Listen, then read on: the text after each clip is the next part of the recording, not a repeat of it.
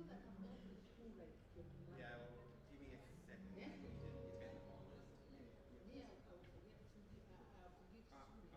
You can. I'll make sure it gets back to you. That's a really good. No, it is a good thing. It's still good thing. Yeah, make sure it gets back to you.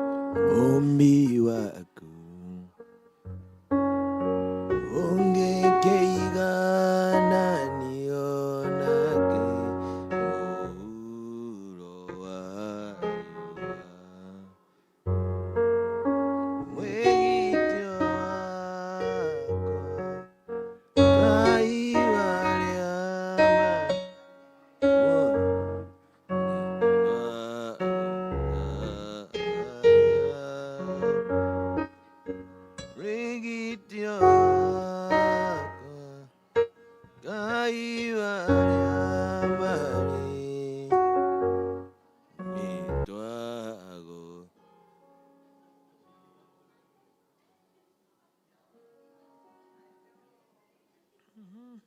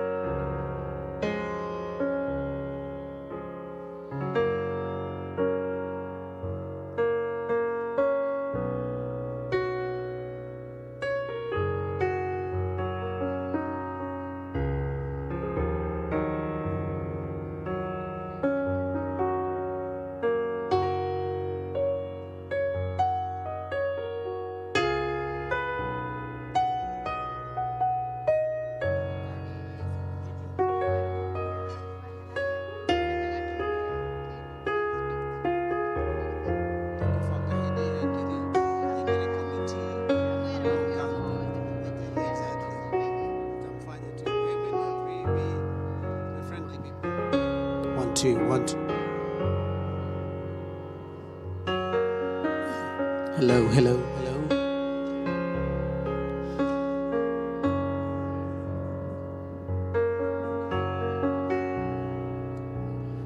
Testing 1, 2. There's nothing coming out of here.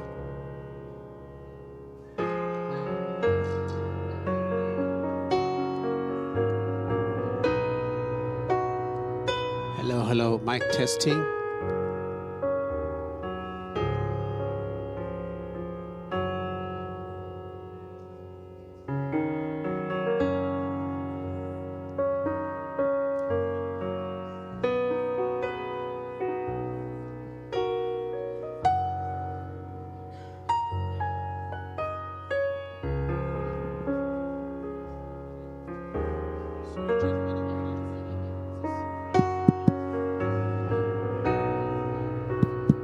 Testing 1, 2. Thank you.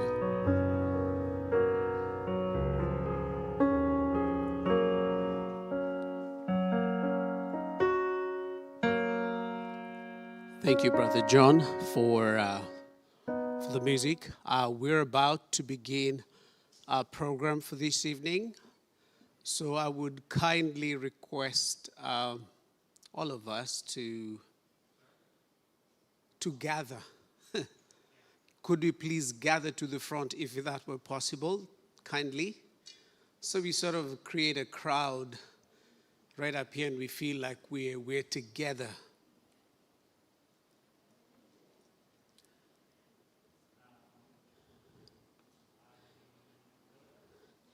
Please find your way to the front if you can, and we're just going to begin our meeting here shortly. Thank you.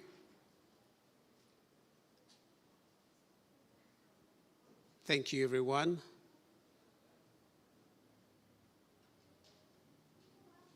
Much appreciated. Thank you, everybody, for your cooperation. We really appreciate everybody. All right, I want to say good evening, everyone, and thank you so much for coming out today. It's a cold afternoon, and also I know there are competing events in our community, but you chose to be here this afternoon. It's really good to see all of you here, and I want to, again, warmly welcome you. And whether this is your first time or you've participated in one of our events previously, we're just glad that you've chosen to journey with us today. My name's Peter Ndwati, and I will be opening this session with a few brief words and a prayer before we begin the main session. And before we go any further, I'd like to respectfully acknowledge the traditional custodians of the land on which we gather today, the people of the Ghana people. We honor their deep and enduring connection to this land, water, and to the community, and we pay our respects to their elders, past, present, and emerging. And we extend that respect to any members of our community might be here. If you're from the Aboriginal, the Torres Strait Islander peoples, we do acknowledge your presence. This afternoon's workshop is pretty much a continuation of something we started previously in 2023. And last year we were not able to gather because of a situation happening in our community. We previously explored the reality of what childhood trauma is, its deep impact on identity, relationship, and well-being. Now, today we're going to take the next step by looking at how unresolved trauma can lead to addiction, whether it's alcohol, drugs, or other behaviors, and how those addictions often will mask themselves as deep wounds.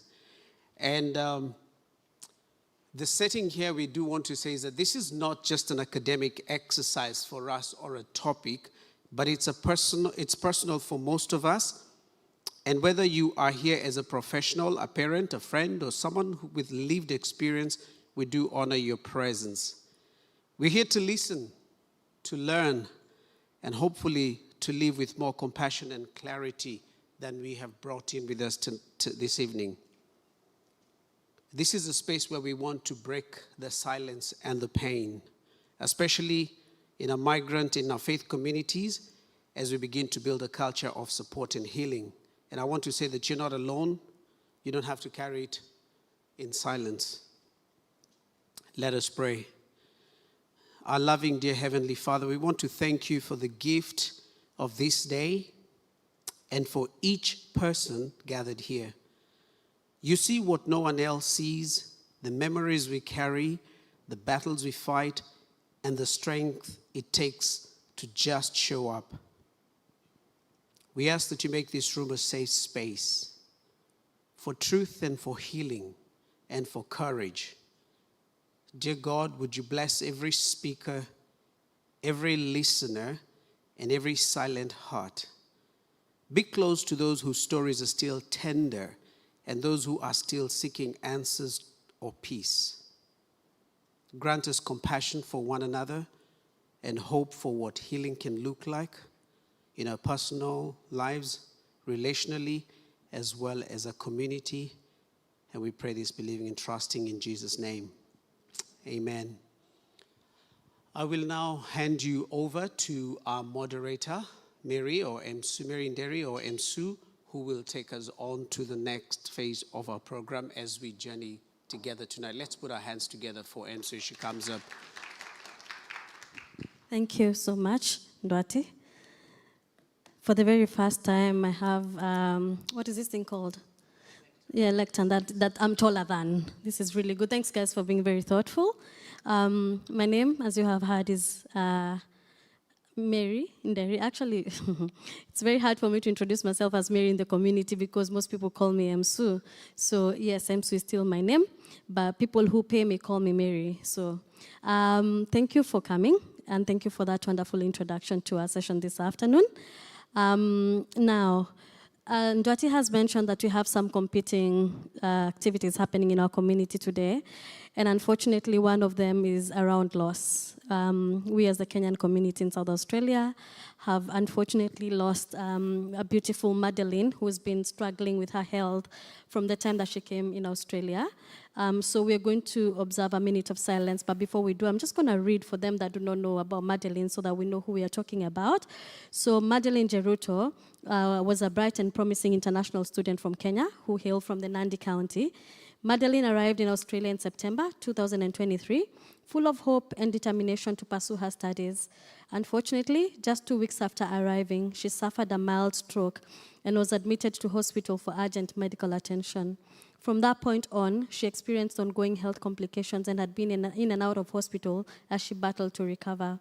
Despite these efforts, Madeline's health remained fragile, and on the 26th of June, 2025, she tragically passed away following a sudden cardiac arrest. She was admitted to the ICU at the Royal Adelaide Hospital, but medical efforts to revive her were unsuccessful. Her passing is a heartbreaking loss, not only to her family and friends, but to the entire Kenyan community and the wider African diaspora community in Australia. Madeline was known for her humility, discipline, and drive, qualities that she inspired those around her. As the community mourns this devastating loss, the Kitwek South Australia is appealing for emotional and financial support to help repatriate Madeline's body back to Kenya. So there's more information for them that want to support Madeline's family. Please reach out to the Kitwek community.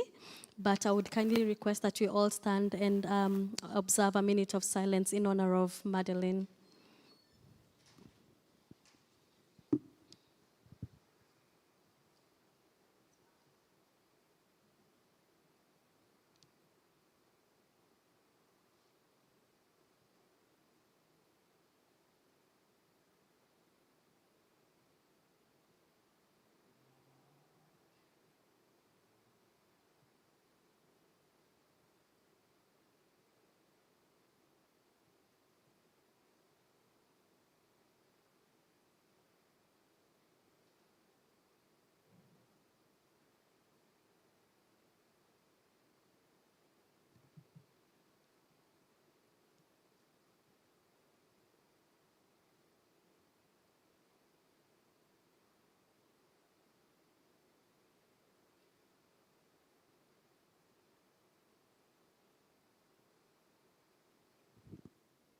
The Lord gives and the Lord takes away. Blessed be his name. You may have your seats. That's heavy. It's heavy, but We bless the name of the Lord in all seasons. A little bit of housekeeping. So if you want to use the washroom, you can use any of these exits and then turn right. Go to the extreme right, and the washrooms would be on that side. There's refreshments. I think everything is on the right, really. Use that exit and go straight out. That's where the refreshments would be. And if you're looking for a bank account to transfer money, please see me. What else? Is there anything else I've missed? Washrooms? Huh? Oh, yes. I think we'll talk about that after. Yeah? We'll talk about a very interesting thing that we have today.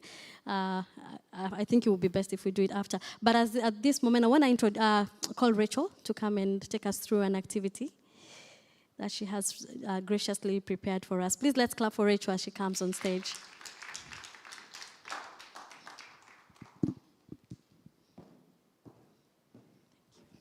Thank you. Hi, everyone. Thanks for being here. What a big crowd. Thanks and welcome, everyone, to today. I would like to do a bit of something we call a present moment awareness.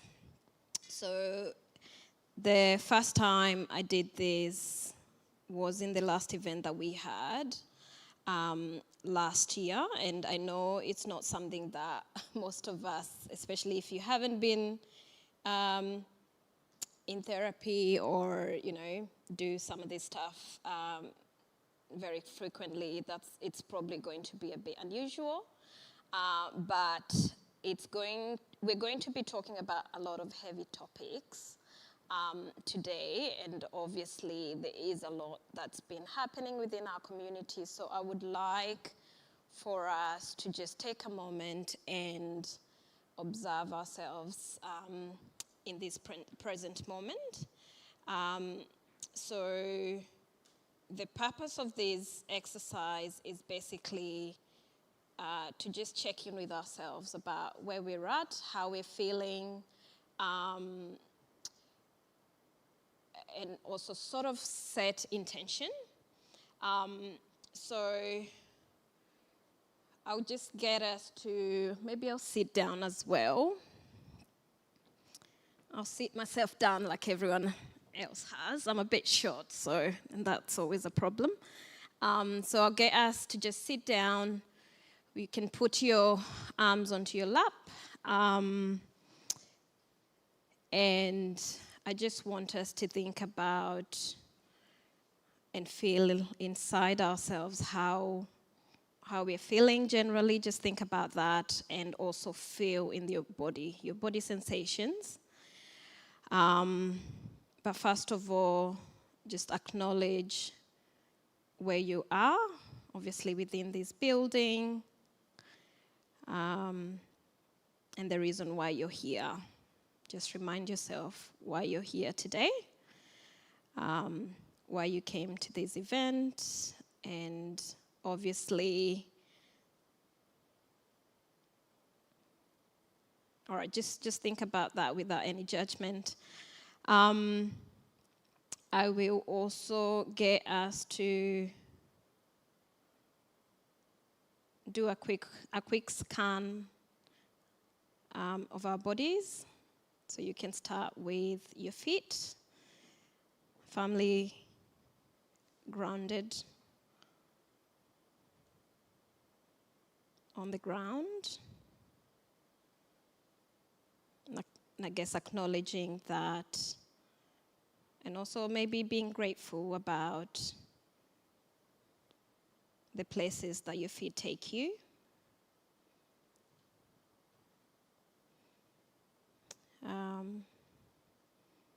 And then coming up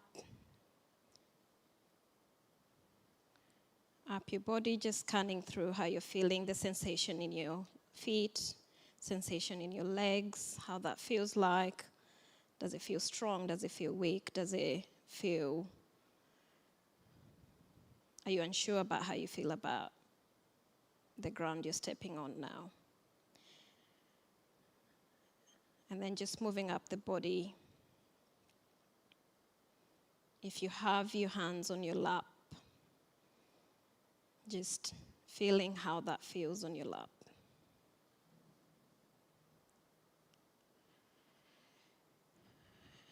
And throughout this, just breathing slowly, breathing in and out. You can sigh if you need, do whatever you need to be as comfortable and as settled in your body as you can. And then up your body to your stomach, your tummy, whatever you want to call it. You can place your hand on it, or you can just focus your attention onto your stomach. Breathe in and out. And I know this is unusual. It's not things that we do on a day-to-day. And you probably have never done this before. But bringing your awareness to yourself, to your body, is a really, really powerful thing, to be present and to honor your body, because it takes you through life and every moment of life. And especially our bodies, they're a vessel that we use to go through life. And honoring that within your stomach. So, for example, there will be certain feelings that you feel in your body, and sometimes some of those feelings and sensations are stronger when in your stomach, whether it's anxiety sometimes. I would like you to just be thankful to your stomach for the sensations and the messages they send, because it's really important for the experiences that we have in our lives. Then moving up your chest, I'll get you to probably breathing in and out here. So within the chest area, obviously that's where we have our heartbeat.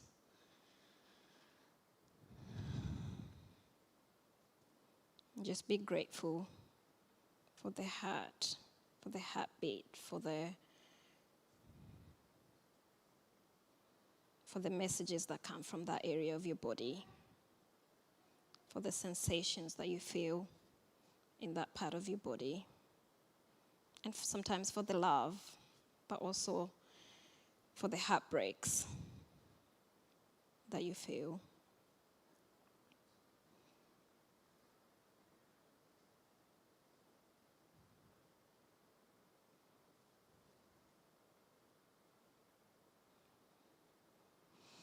I'll get you to stretch out your arms. Do what you need to do. Just do whatever your body tells you. You can move your neck around if you need to. Whatever works. However your body wants to move, move that way. If you're feeling sensations in your face, your neck again, whatever is happening, just honor that. Don't ignore that.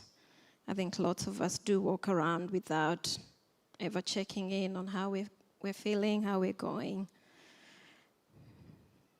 And bringing awareness to your body and those sensations is a really, really important part of being present in life and being present in moments.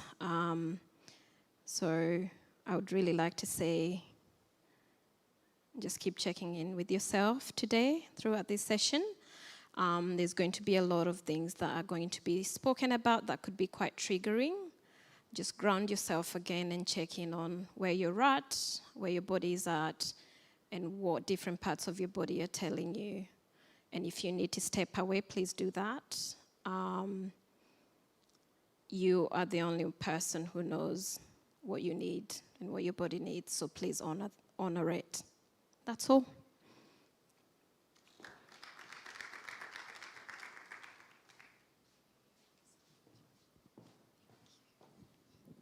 Let's give her a better clap. Thank you so much, Rachel. I know a lot of us struggle with that exercise, just paying attention to who you are, but I like that.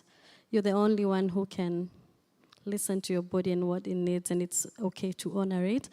As Rachel has said, today we're going to talk about very sensitive issues centered around trauma, and this could awaken or trigger certain emotions within us. It's okay for you to step out, and we've got professionals who are willing to volunteer to step out with you today. So please, if you need a moment, let Auntie Charity please stand up for those who don't know you to see you. Yeah, and she's going to show you where you can, a small room where you can have someone come and stay with you during that time. Thank you so much, Auntie Charity. I've also been reminded about the fact that this is being streamed on live. So just so that everyone is comfortable with that. If not, please let us know. Just a disclaimer. So now, we are privileged. I want you to turn to your neighbor and say, we are privileged. We are privileged to have Levi Connes, who's here with us this evening. This man, I don't know if he can remember when we met. I don't know if he can remember where we met or when we met, or I don't even think he can remember me. Do you? No? Nah, that's a story for another day, but the lovely wife, I'm pretty sure she can remember. Anyways, so Levi is here with us tonight to share his story. There is no way to introduce him without him telling his story. He's a powerhouse. This is someone who I follow, I think, on all his socials. He's a very interesting person. He can tell you a story about a stone and make it look like he's talking about gold. He's got humor, he's got wit, he's got addiction that's so captivating. And behind that, he also has a very, very, very powerful story. So I want us to stand up and clap for him, even as he comes on stage to share his story with us tonight.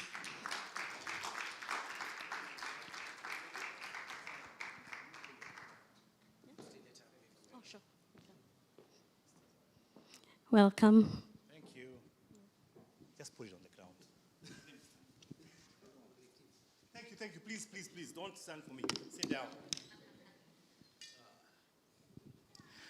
Good evening, everyone.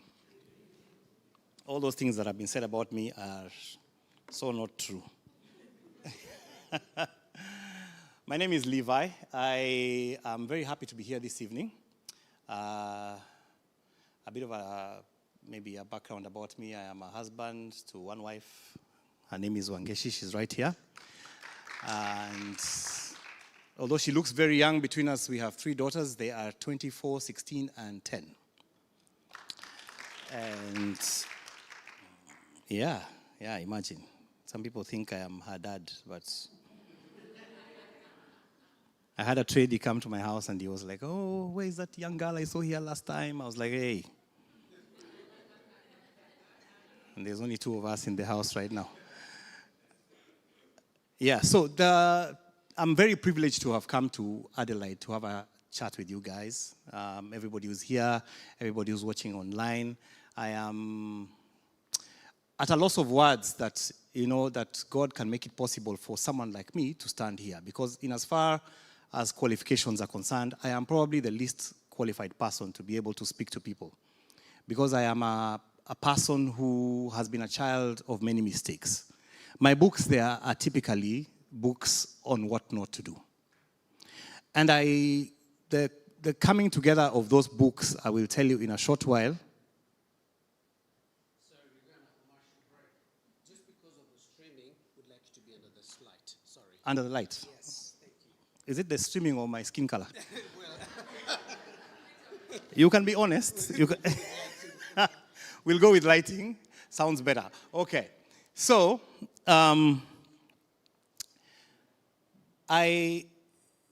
maybe let me just go to the beginning. I grew up in what you would call a typical Kenyan home. The one where your parents are religious, they believe in God. But also the one where we are not poor, but we are not rich. And when I say that, I mean like my parents were right up in the middle there. They took us to okay schools. I didn't lack an education. For as long as I remember, my father was able to meet his bills on time. And there were 4 of us, but initially it was just me and my sister. Before my 2 brothers came, for the first 6-7 years of our lives, we were only 2. I had an elder sister who was a year older than me. And she and I were more or less like twins. You know, when you grow up with someone who is that close to you in age, which shows, you know, my parents were very busy because our gap was 1 year, 1 month, you know. Boom, boom. So the 2 of us went to the same primary school. We went to the same high school. We ended up in the same university at some point. But in the beginning there, in my primary school years, I remember for a very long time my father was my hero. And I say this because I want us to, you know, juxtapose this with what I will talk about even as I continue my life, because here we are talking about childhood trauma and addictions. And I don't think it's really occurred to me for a very long time just how much of my childhood had contributed to my being in addiction at some point. And for me, who was a guy brought up as a gentleman who had followed a sister, I was treated as her elder because I was a boy.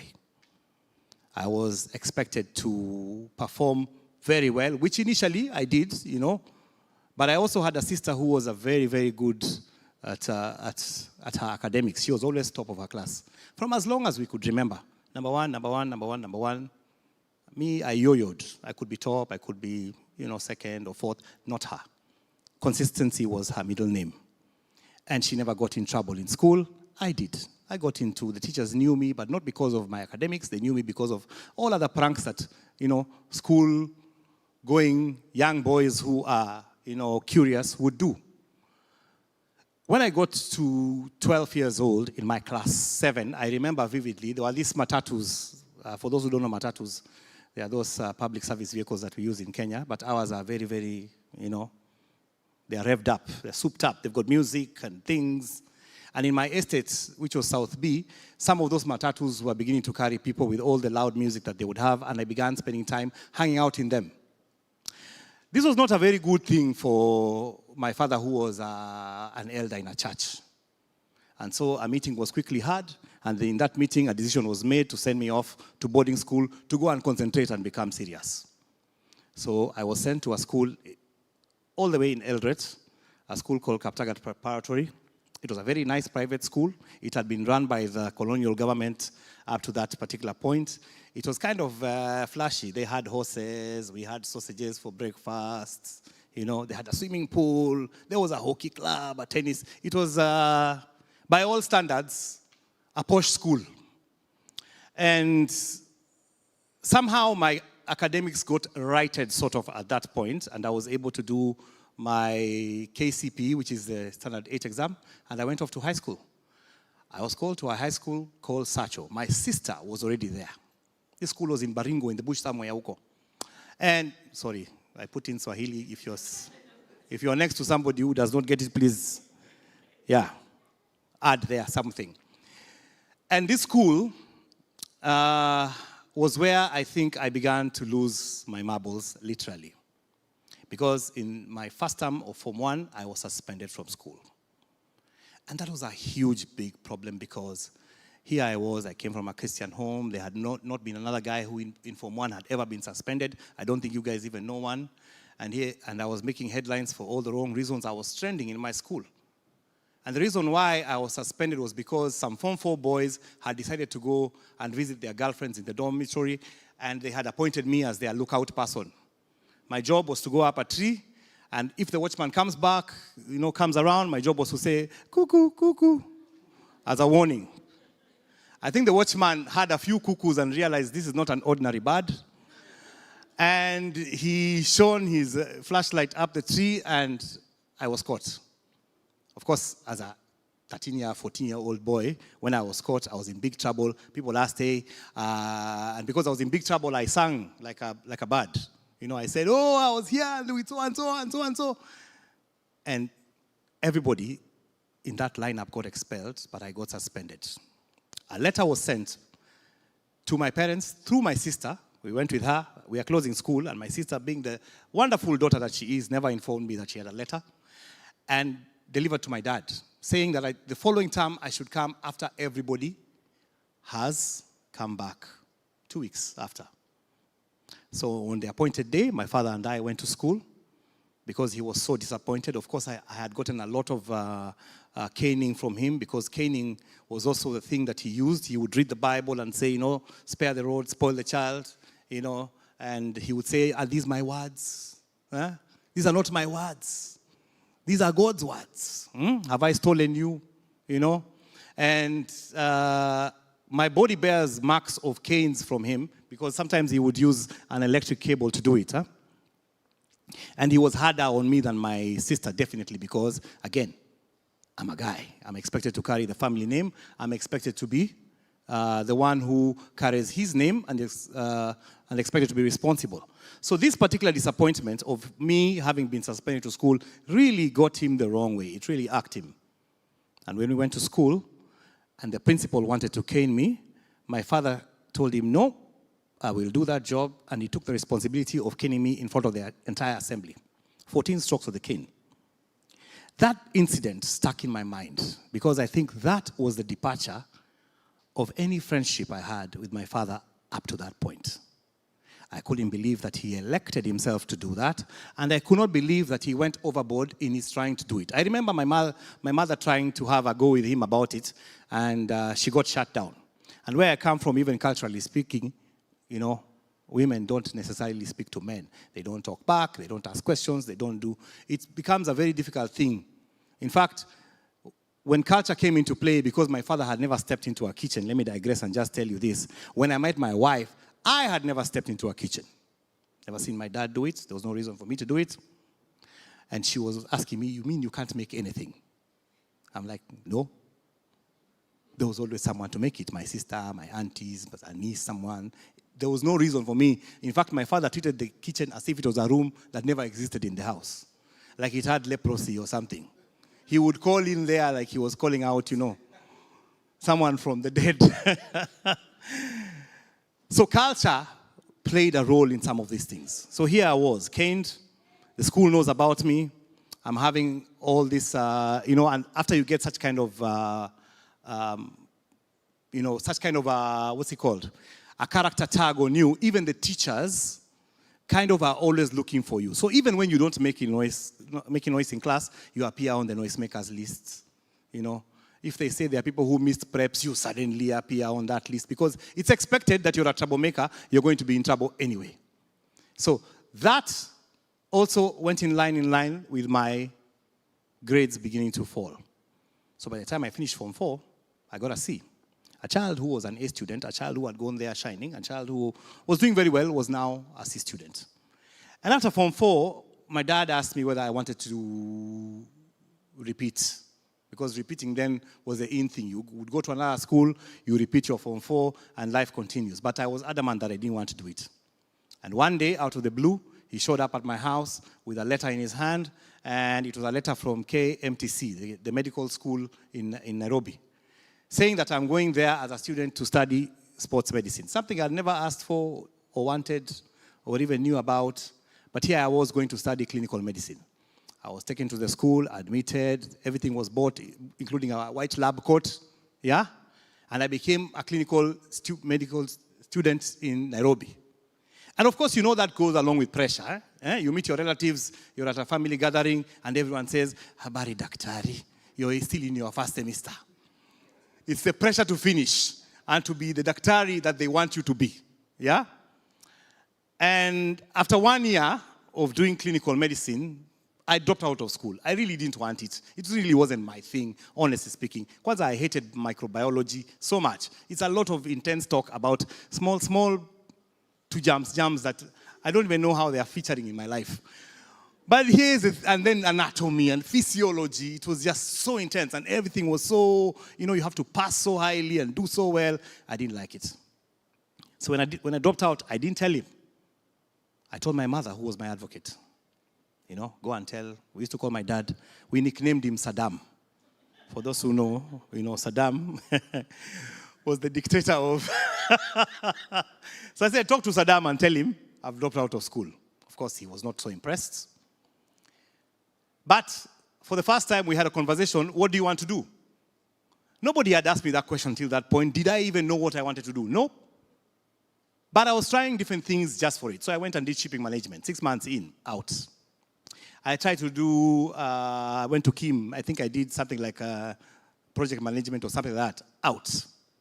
Suddenly, I had gone to like 2 or 3 colleges and I had nothing to show for it. And I was approaching 20. And I didn't even know what I wanted to do. I think in retrospect, if I had sort of harnessed some of the skills I had, perhaps I would have gone into journalism a little bit earlier. Because I ended up as a journalist much later in life. But I was always writing even at an early age. I was the guy who was hired in my high school. Me writing books today is no surprise. In my high school, I used to write letters for people for a fee to their girlfriends.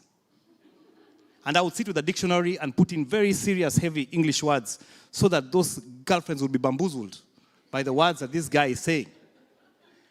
And it didn't just get them the girls. Sometimes it got me their girls because they would meet with them, they talk with them, and they realize, hey, this is not the guy who wrote those letters. They're like, where is that guy?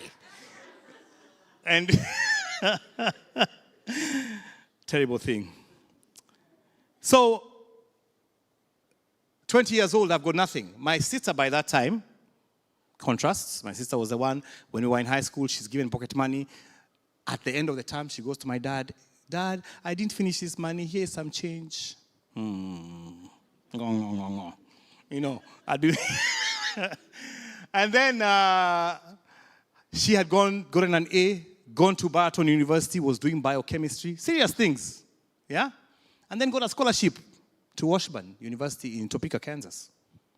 Fully paid, top student. My dad was very proud of her.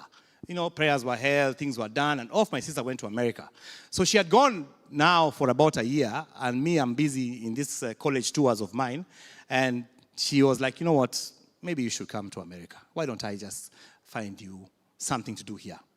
So she went to the school, she got me a course called sports medicine, and I-20 was sent, which is a letter from the university saying that I've been admitted to that campus, and suddenly there was an admission to a campus in America. But I had to go to the embassy first.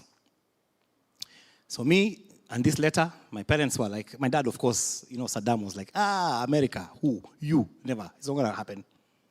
My mom is like, okay, try, let's see what happens. So I went to the embassy alone. Nobody, some people would be taken by parents.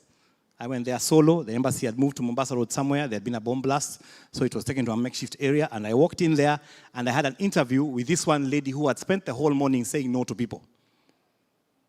Everyone was coming, and you know how the Americans are. They put you in a room, and then you have to go and speak across a glass counter to a microphone like this one. So everyone who is seated there waiting for their turn can hear your problems.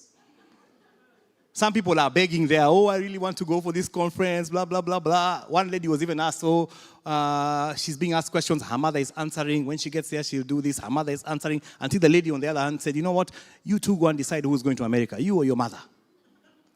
And then I come next, and you know, these counters are like 3-4 counters. So you're thinking, I'm hoping it's not that lady who I will get to, but it was her.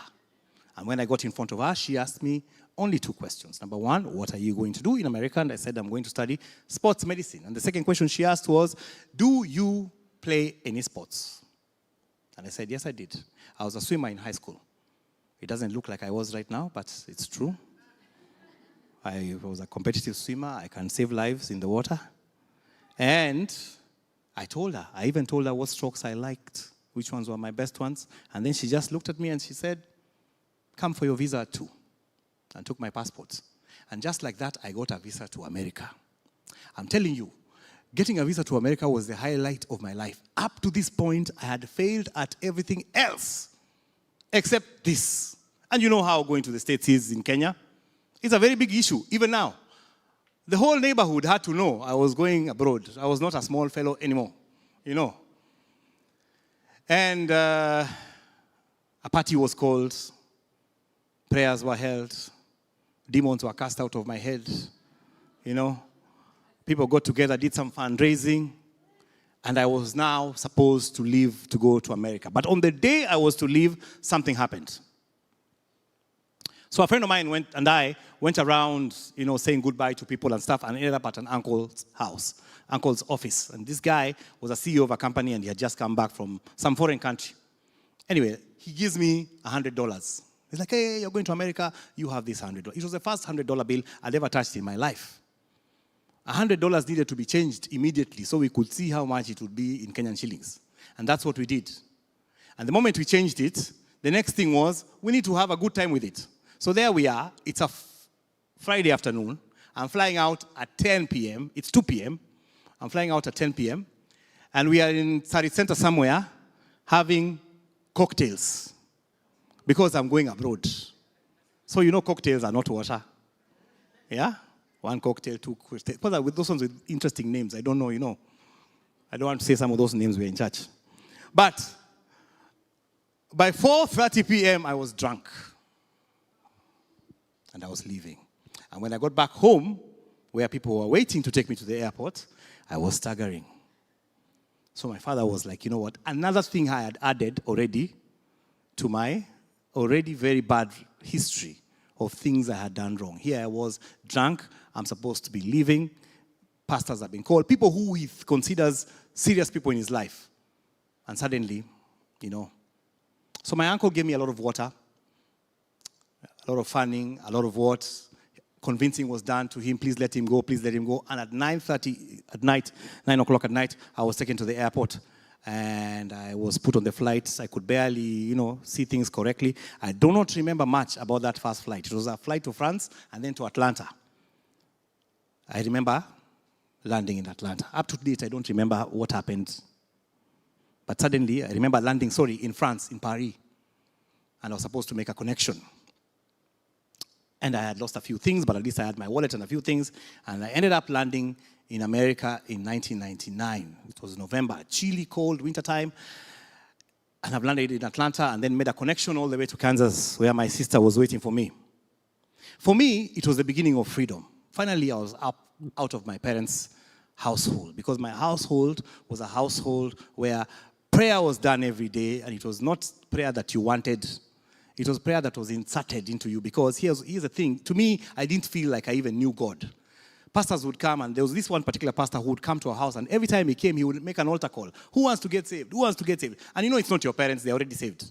It's either you, your brother, your sister, and any friend who has visited you. So anytime a friend was there, I would say, when this guy says, who wants to get saved quickly. Because what would happen is, if you don't get saved, he preaches till 2 a.m. He preaches about Pharaoh and how the Egyptians hardened their hearts. Those things, it was torture. And I wanted to get out of it. So my landing in America opened me up to new things. I pierced my ears, things my father would not have let me do. Because even one time I did a curly kit and, cut my hair off.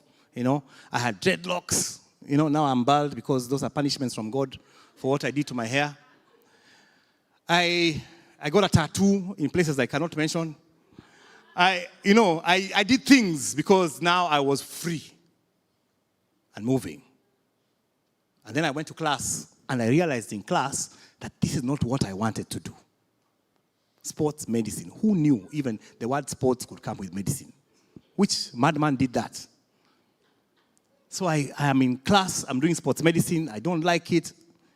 And then one day I saw an ad in the paper, and they were looking for somebody called a territory manager for the Coca-Cola company. And I applied for it, and I got a job. Well, it sounds fancy, territory manager, but really it just involves going around to the stores that's, like supermarkets here, like a Woolies or a Coles, and you go look at Coke products and whether they've been placed correctly, and you have this small thing you tab things in, but it does pay well. Came with a company van, came with a, unlimited fuel mileage card, yeah? And came with a salary, as opposed to people who are earning. There are people who earn wages, and then there are people who earn salaries. So now I had crossed the bridge. I was out of the wage bracket for, small people. The amount of, I would say, the amount of, the only word that's coming is kiburi. What is kiburi? Pride, yes. That came over me with that particular job was immense. Because now, for the first time in my life, I bought a BMW. I had always wanted one. you know. I went to live in a condo is what I wanted to do. And I asked myself, see, we go to school so that we get money. See, here is money. So why do we go to school? Why should we? And I dropped out of school. And went on living like that. Until one day, I went to work, and somebody had called the boss, and, you know, there was this thing that was going around, because those times we used to apply for a job in America, and you would write you're an American citizen, even if you are not. And suddenly this boss asked me, where is your citizenship papers? We are doing, you know, we're just doing a check on employees. Would you like to bring your papers in, Levi? I said, tomorrow I'll be here. And I went to my car, packed up, and left the state, because I knew this is trouble. And you know, they say in America, there are two things you are afraid of. The IRS, and now they're called ICE, but then they were called the INS. Yeah? And for the next couple of years, I was living in Atlanta. I was living in Chicago. I was living in Oklahoma City. Anywhere I felt like going for a couple of months, I would go there. Until this one time, I'm in Chicago, and suddenly my jobs ran out because one of the jobs I was working at laid off people, and I got laid off. And I realized I had been 4 years in America with nothing to show for it. I had not gone home. I had not done anything. And now, I was asking myself, I was then approaching 25, 26 years old. I asked myself, now what am I going to do in my life? My parents and I hardly ever talked. It was mostly my mom, you know, and she would ask the same questions. Have you been to church last Sunday? I'm like, yeah. I was even in the praise and worship. She doesn't know. I'm there. I'm living life. I'm abroad. It's my business anyway. And by that time, I felt maybe I should go back to the drawing board and start again. So I called my sister. I said, look, maybe I should come back to school. By that time, she's in third year. She's almost finishing, you know. She now wants to do a master's, yeah? Me, I'm just there. I'm thinking, now what is this life? So I made a trip, and I don't want to say much about it because it's in my book, and I think it has been said very many places, so I don't want to take too much time. But I made a trip to try to go back to Kansas. And in the middle of that drive, something happened. I stopped at a hotel to have a rest. I gave out my passport because my driving license had expired, and my passport had also expired, but I was unaware of it. And the person across the desk gave me a room, but unknown to me, he called the cops. The reason was because I think it was post-2001. They were so worried about, you know, people with expired passports and things like that. The visa was valid, but the passport was expired. And at 5 o'clock in the morning, I was woken up by the sound of policemen coming through the door. And they had been calling out for me for a while, but I think they thought maybe I was preparing to like attack them or something, but I was so deep asleep. So they kicked in the door, they came in, they grabbed me off the bed, and I was just in shorts and a t-shirt, and I was taken to jail. So I was taken to jail. Initially, they said I wrote a bad check. But eventually, they told me the reason was because of my immigration status. By then, they had checked everything. They already knew when I dropped out of school. They knew every place I had worked. They had my entire, you know, life on a spreadsheet. And so they told me, you know, you're out of status, and the only way is to go back home, you know, or get a lawyer or something. I'd had people who had gotten lawyers and had stayed in jail for 15, 20 years. And for me, who had come from a home where I thought that our home was sort of okay, I told myself, you know what, there's no problem, I can go back home. So I said, okay, fine, I'll go back home. No problem. 6 weeks went by when I was in solitary confinement, and one day the door was opened, and I was escorted to Minneapolis and put on a flight back to Nairobi in shorts, a t-shirt, and nothing else. Nothing else. Not a single thing did I go back with that I had in America. And when I landed at JKIA, my parents were there. I hadn't seen them in 5 years now. And I remember the disappointment on their faces. I remember. Everybody else around me was pulling, you know, luggage and stuff. Me, I was just walking. All I had was weight from America and nothing else. And the journey home to Eldoret, because we drove from JKIA to Eldoret, was a little bit of talk because of what I could say about myself, but a little bit of quiet. And when I got back home, the heavy responsibility of the loss of the things I had done weighed on me. My brothers by then, who were younger than me, had grown up. My sister was still in America. They had grown up, they were now in their early 20s. And after a while, you know, we were squabbling because they had become, you know, men in their own right. They were like positions in the home. And here I was, a guy who was not in that home, back and trying to assert himself as big brother. And they would say it mockingly, big brother is back. Became a joke. I became a joke in the neighborhood as well. That guy who was deported. Anytime I went to church, because I tried to find my solace in the church, so I went to church to see if I could get in a church program or something, and all the people there, you know, the mothers would call, especially if I talked to a girl, the mothers would call the girl and say, hey, you know that guy? That's the guy who was deported. It was something from which there was no reprieve. And at home, my father was reminding me constantly how much I had let him down, how much I had embarrassed the family name, how much I had embarrassed their good name. And you know, reading a good name is better than what? Than gold or something.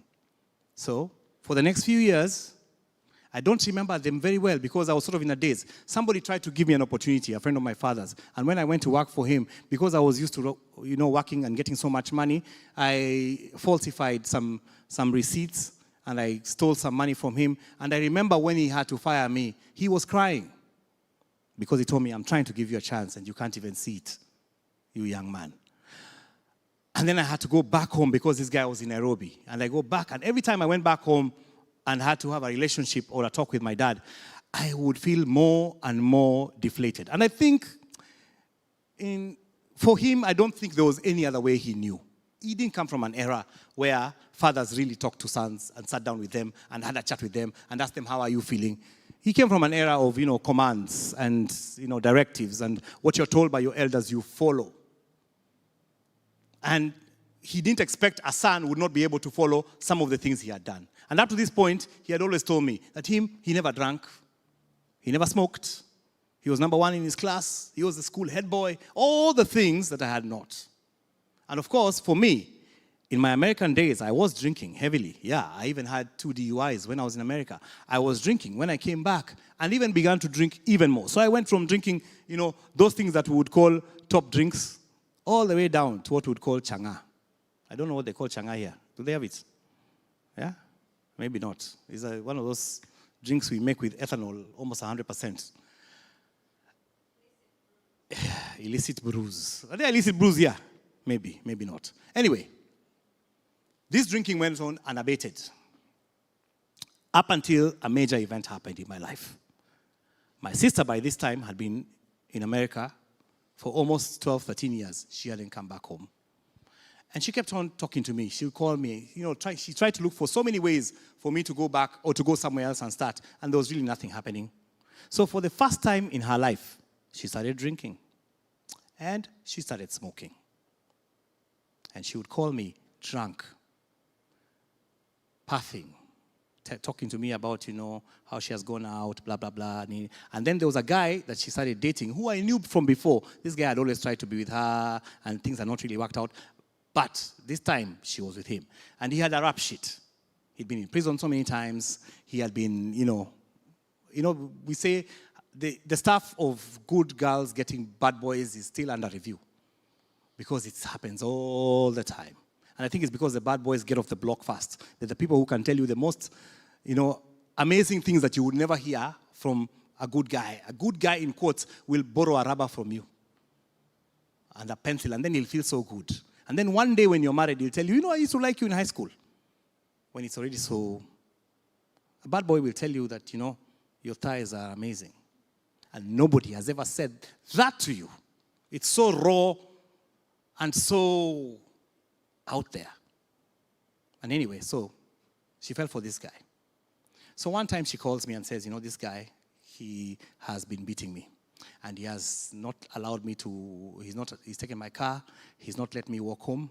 He's let me walk home from work. And walking is a big deal in America. People don't walk. You don't see them on the highways anywhere. It's a big deal here. I don't see people here walking too much either. And it had snowed. And she called me on a Thursday.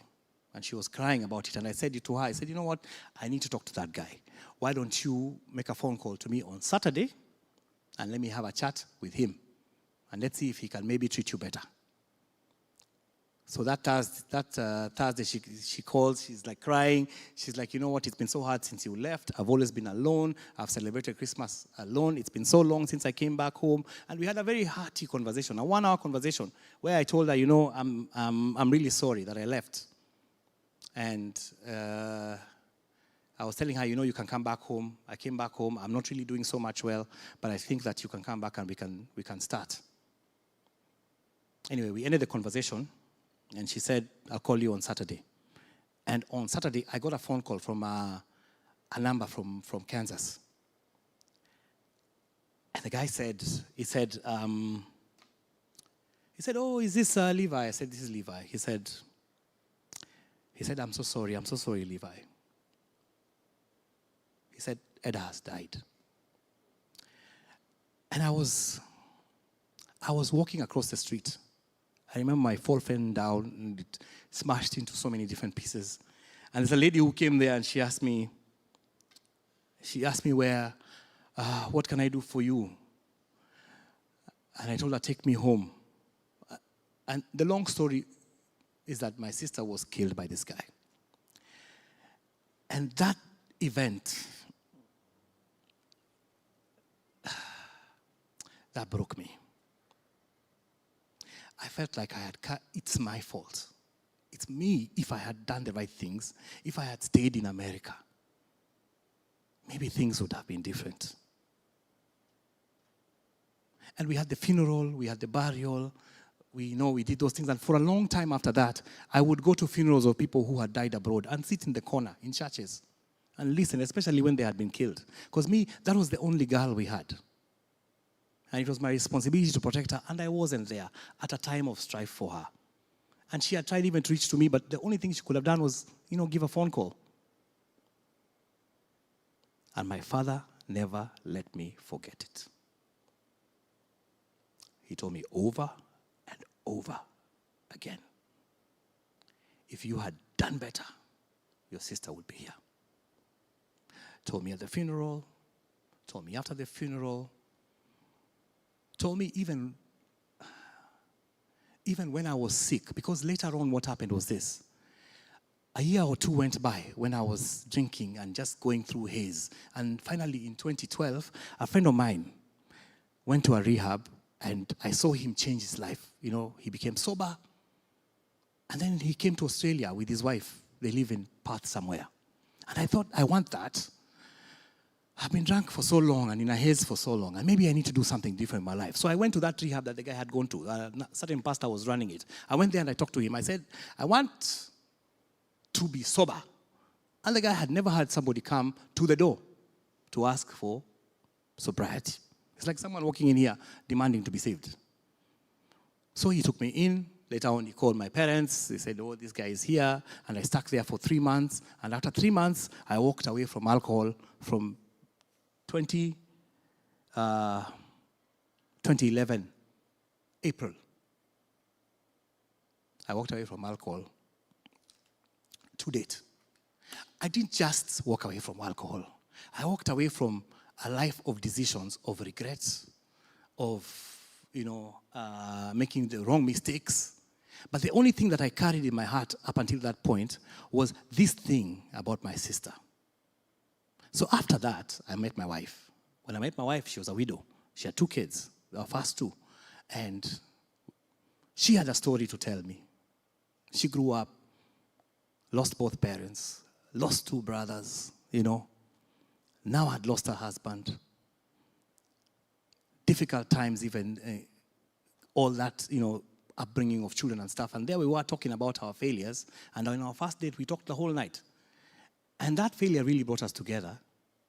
And we decided, okay, this thing can work. I met the children. I took them as mine. But my parents rejected them, rejected her. My father even told me, you're marrying a Kikuyu.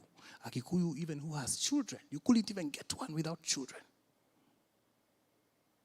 And he didn't want to come to the wedding. And when he finally was asked to come, in fact, when I went for, negotiations, I went alone. I had to borrow a mzee from the church to take me, who was not my father, to go and, stand in my stead.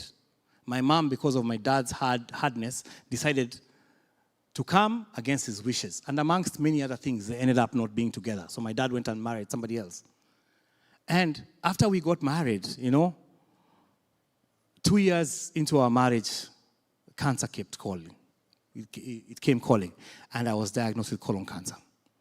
And when I was diagnosed with colon cancer in 2018, early 2018, I thought now, my life is over. I just turned 40. People say life begins at 40. There was my life beginning at 40. Here I was with a diagnosis of colon cancer. And again, just before I went for a surgery, I did 2 surgeries, 12 chemos, and God is good. I've been now cancer-free, almost going to 5 years. But at that time, I was going in for the operation, and my dad came to see me. And we had not been talking for a while, post the wedding. He had kept away and all that. And then he comes and we sit down and we are talking, and he says, you know what? This thing is a result of your choices. Cancer is a punishment from God. And have you prepared yourself? Do you know where we will put you if you sleep? And I told him, that is a problem for the living. If I sleep, I sleep. And I was going for an operation. Went in for the operation, came out, had to go to India. Before we went to India, he was calling my wife all the time. Oh, you guys are going to India. When you get better, tell me. And we went to India, and there was good news that the cancer was not there anymore. And the phone calls ended, died, stopped, and silence checked in. And the pressure during that cancer time took me to a point of relapse at some point. Because at some point down there, I thought I was going to die. I started drinking. I got onto a bus. I went to Mombasa. I wanted to die. And when I was in Mombasa, and this is in my book, I was seated in Mombasa, looking out in the ocean, thinking about how I'm going to drink, because me, I'm a coward. I can't just go and kill myself just like that. I have to be under the influence of something. And I'm drinking, myself silly, and thinking, I'm going to do it. I'm going to drown today. And then I saw somebody drowning right in the ocean. You know how people go and swim? There's a guy who was drowning. You guys remember I told you that I am a lifesaver, yeah? Yeah. Instinct checked in. I forgot about my drinking. Ran into the water. There was another guy running into the water as well with me. And we went to get this guy. Unfortunately, he drank too much water and he died. And it got me thinking, because I felt as if God spoke to me personally, like almost audibly, this is what you want. And again, that incident pulled me back from the brink. It's 2025 now. That's my timer. I put it here so that I don't take too much of your time. And I'm glad it's here at this point. So, my whole world with addiction and my issues with my father and my lack of taking responsibility myself were all intertwined. And none of them takes the entire blame. My father wasn't a complete problem. It's not him who made me the way I was. But there was a contribution. Yeah? It's not how I was brought up or anything like that. There was also my choices in the aspect. But they all come together. And the reason why we talk about this thing about addiction is when we go to places and people are addicted, and we talk about looking at addiction, for example, we also look at your upbringing, at the things we've never talked about, at the things we say that happen to you. Some of them are subtle. Some of them you won't realize them. Some of them you'll only realize them when you talk about it. It took me 15 years to write a book, to say all these things I'm saying in a book after my initial problem. And by the time I was writing a book, it was when I was having cancer, is when I started writing a book. Because I used to write about chemo, about the things I was undergoing, and I would post on Facebook, and people would follow me and say, you're writing so many interesting things about chemo. And somebody said, why don't you write about your cancer journey? And I started writing about my cancer journey. But then I realized that cancer is only a chapter in my life. And in my book, it's only one chapter. It's not my life. And all these things are just chapters of life that we go through. Post this thing, let me say, what is the restitution that I have had in trying to find myself? Several things. That book opened doors for me. That book is the reason why I'm standing over here today. That book is what gave me an Australian visa, because by the time I was coming to Australia in 2023, even the Australian immigration wanted to find out from me. In fact, they wrote me, I was not interested, by the way, in applying for a visa. When my wife came to study, I told her, you go study, then come back. But 6 months in, the lady comes back for me. She's like, oh, Australia is a wonderful country. You've got to come over there. All I knew about Australia was the crocodiles, the kangaroos, and the many poisonous snakes. And big, big spiders, the size of your hand. And she says, you got to come. I'm thinking, me. I asked her, have you read my book? Because maybe you don't know. I was in America. You know how that goes, eh? And I was deported. And she was insisting, try. It's been 23 years since you came back from America. It's a long time ago. No, it's not. Because when I made an application, the first letter I got from the immigration was about America. You are in America, you are deported. Tell us about it. But I took that letter as a moment of glory, because usually they'll just deny you a visa. They will not even talk to you about why they want to deny you a visa, because they wrote, this is a notice of intent to deny a visa concerning America, blah, blah, blah, but tell us. So I told them, hey, I went to America, this is what happened. I even have a book. I sent the book on PDF. I sent the second book. I told them I'm writing a second one. Here it is. I've spoken. I'm on YouTube. Here is my YouTube link. Here. That book was in the newspaper. Here it is. And it took 7 months of up and down things. I even had to get an FBI certification. Yeah. But they granted the visa eventually. And when they granted the visa, I told myself one thing. If I go to that Australia, I will make it my business to talk to people about the things I have undergone in a bid to also help others undergoing the same thing. As I stand here, I work like anybody else, but I also volunteer. One of the places I volunteer is with the New South Wales, where I was staying for quite a while. I just moved to Victoria. I volunteer with New South Wales, the African Prison Migrant Support. And I am an honorary counselor there, so I am certified. I go to 6 different prisons. I talk to kids who have gone through different messes. African kids, Kenyans, Zambians, Sudanese. Recently, I was talking to a kid who had a problem with cocaine. You guys saw that story, yeah? And some of those things are done just by the choices that we are making with some of the subtle things that we carry from our different backgrounds that we may not be aware of. And maybe if we sit down and we get some awareness about it, perhaps it can lead us to make different decisions in what becomes of us. Am I perfect? No. Do I still carry some scars? Absolutely. I wish my relationship with my father was better. I wish my sister was here. There are days I do remember with sadness. But the days I also remember with gladness. But I also think that I'm right where I'm supposed to be. And that's my story. Thank you for listening.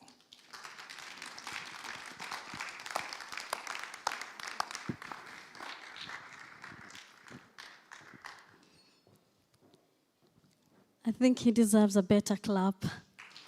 Yes. Thank you so much, Levi, for allowing yourself to feel safe in this space to share your raw, authentic story with us. I think we all have many takeaways we can take from that story. Honestly, I'm dumbfounded. I don't even have words to say. But thank you for creating time together with your lovely wife to come and with us today. Now, we are going to take a short break, maybe a 5 minutes break, stretch your legs, maybe use the washroom. But most importantly, just pay attention, allow yourself to reflect on that story. And when we come back, we'll have an opportunity to have a question and answer time. If you have any comments, questions, or remarks from what we have been shared with us today so far, we'll have an opportunity for that. So yeah, I'm gonna kindly request us just to have a 5 minutes break. Thank you.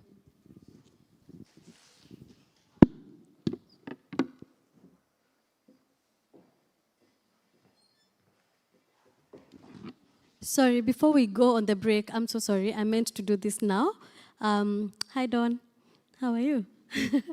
Now, I think this is the best time to talk about the book that Levi has mentioned. So he's done a book, which is at the back. Dottie, are you getting a copy? Thank you. Thank you very much. Let's clap for Ndwati. He's doing an amazing job. And working out at the same time.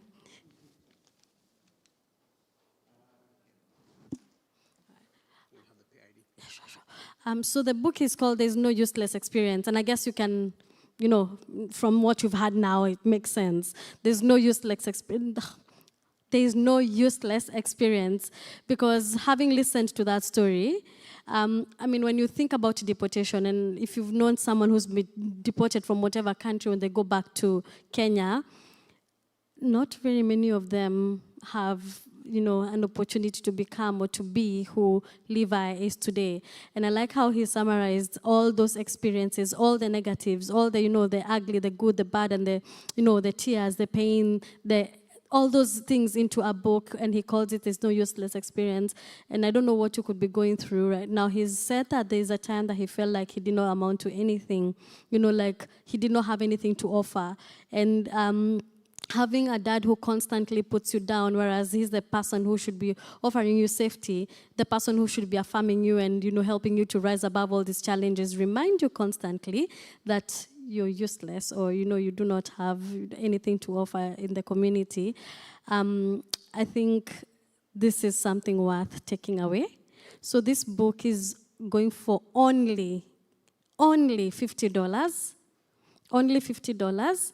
And there's a pay ID, which is going to be at the back. I don't think anyone will remember even if I read it now. But yeah, there's a pay ID at the back. So if you want to purchase the book, please do so during the short break and even after. And Levi is also very happy to sign the book for you. So yeah, thank you. Let's go on the 5-minute break now.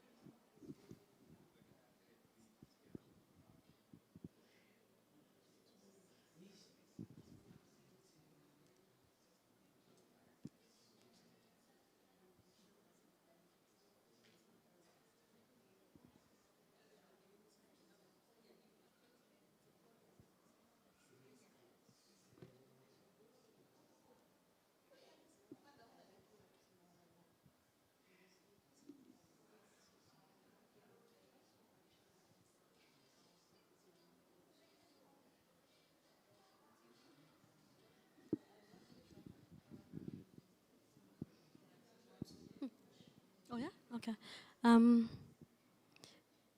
We're just about to begin the second part of our program for the night.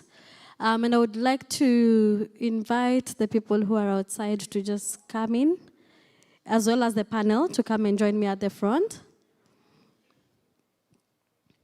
As they do that, I'm just going to clarify. So we've got two books that Levi has written. So we've got one that says, obviously there's no useless experience, 20 lessons from the University of Life. So this first book details Levi's experience through life in America and how he goes back to Kenya, his journey through cancer and all that. So this details all that. So that's going for $50. And then we've got this other book here, same topic but different photo at the bottom there. He calls it Season 2. In Season 2, this is where he details his family strive. And I think that's a very heavy topic. This is something I would really love to read myself. Now, these two books, if you get 2 copies, that goes for $100, which is a lot. But imagine the time he's put in to do this. But also, he's just told us that he does volunteer as a, what was that again? Prison counselor? Yes, prison counselor. So this is just giving back to him as he gives out to society. So let's not look at the amount. It's not about how much the book costs. It's, being a blessing to him, acknowledging his work in the community, and also, refreshing him even as he refreshes others through his experience, as well as get enriched through his story. Buy this book, share it with your friends. You don't know whose life you're going to touch, whose life you're going to change. So as I said earlier, the books are still at the back. For those who are watching online, if you want to grab a copy, please get in touch with Auntie Cha, and I'm pretty sure you'll be able to get a copy. So in front of you guys and behind me is our panel for the night. We're going to have a quick question and answer session. But before that, I'm going to invite Calvin to come and introduce the topic of drug, alcohol, and substance addiction. Thank you, Calvin. Oh, thank you, Mary. For those who don't know me, I'm Calvin Odhiambo. I'm also a member of this incredible team that has put together this incredible discussion for us this evening.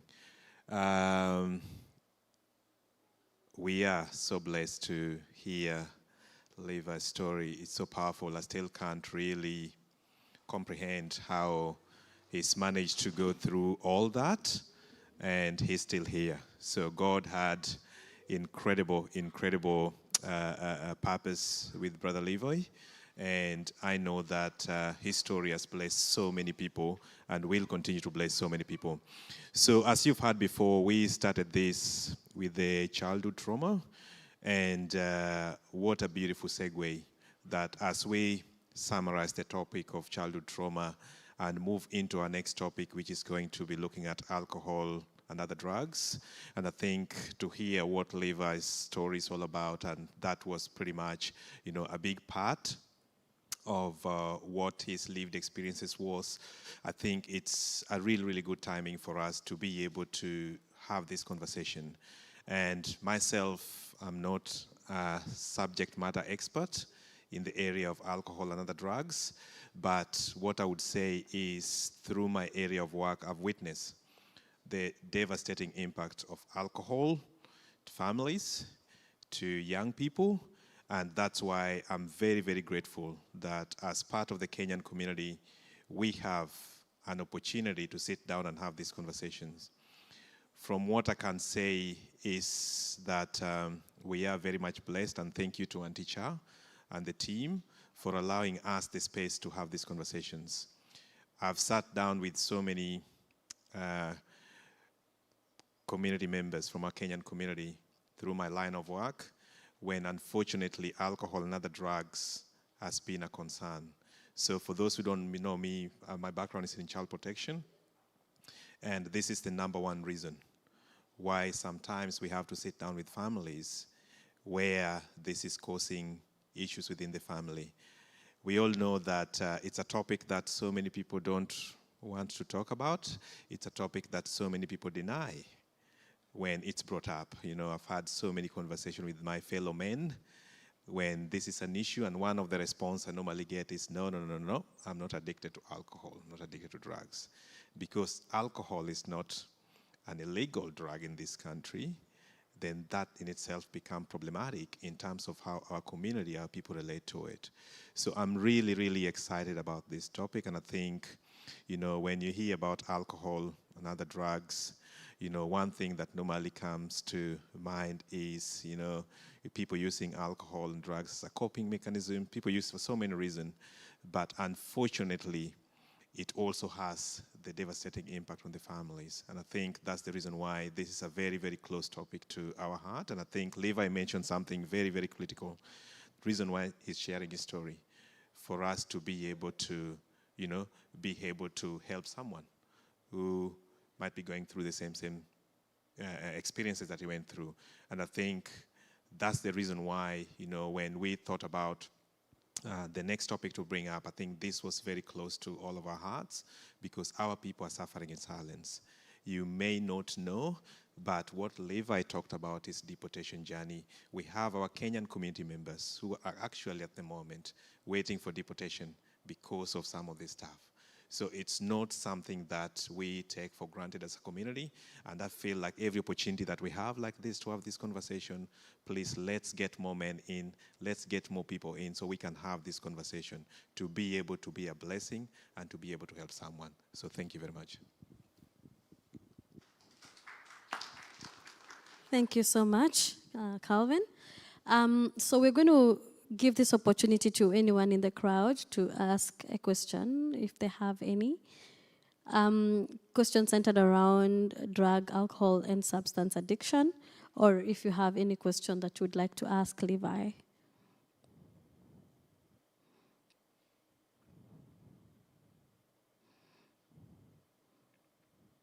Okay, as we're thinking about that, I have a burning question that I would like to ask.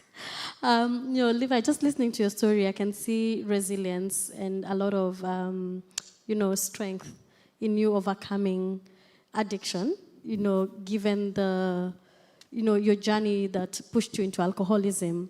I wanted to ask and I know probably you had many, but which one was your greatest lifeline? What really helped you? Because we know that people go into rehab, and I've had people say, oh, rehab doesn't really help. You've had people say that, like someone has been in rehab 6 times, they go in, come out, relapse. But what was the it that really helped you to overcome that addiction? Okay, so, testing. All right. Yeah.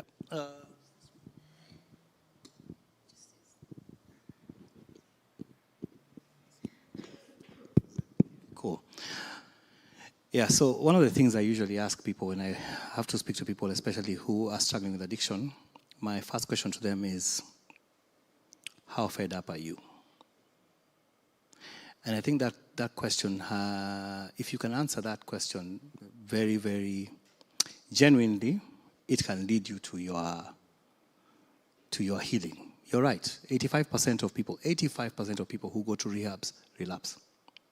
Only 15% come out of rehabs and stay out of rehabs. And families always think we'll send someone to rehab, they'll be fixed, yeah?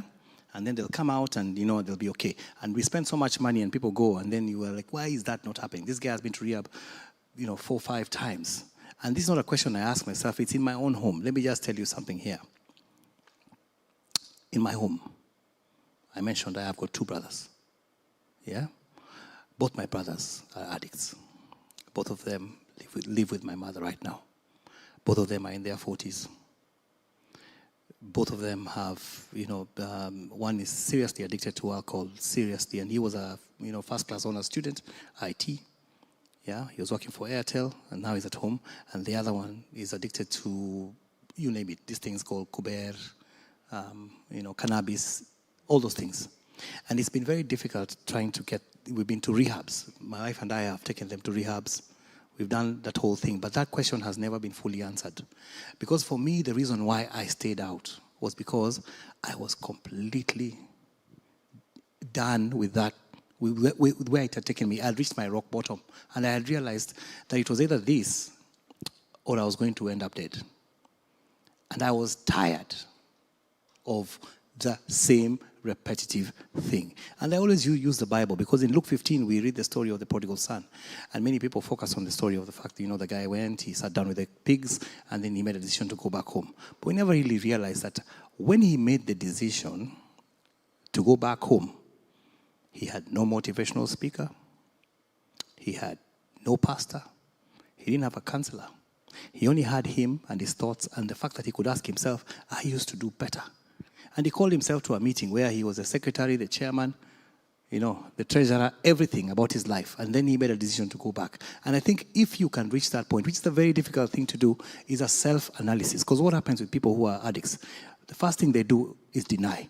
It's not happening. It's not real. Even if we can see that it's happening. We can see that you're drunk, but no, I didn't drink last night. You're unaniwekelea, you're putting it on me. You're, accusing me or what? And then the next thing they move to is deflection. It's your fault. You didn't give me an opportunity. It's so and so, it's so and so. And they may be right to some degree about that, but to get to the point of self-assessment is very hard. But if you do get to the point of self-assessment, healing is absolutely possible. Thank you so much. Anyone with a question?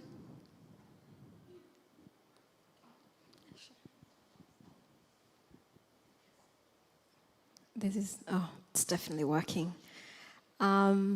Levi, I think I've just mentioned it when we were sitting there, but I just thank you so much for sharing your story, for taking the time to understand your story and be able to provide a very clear narrative, every single aspect of it.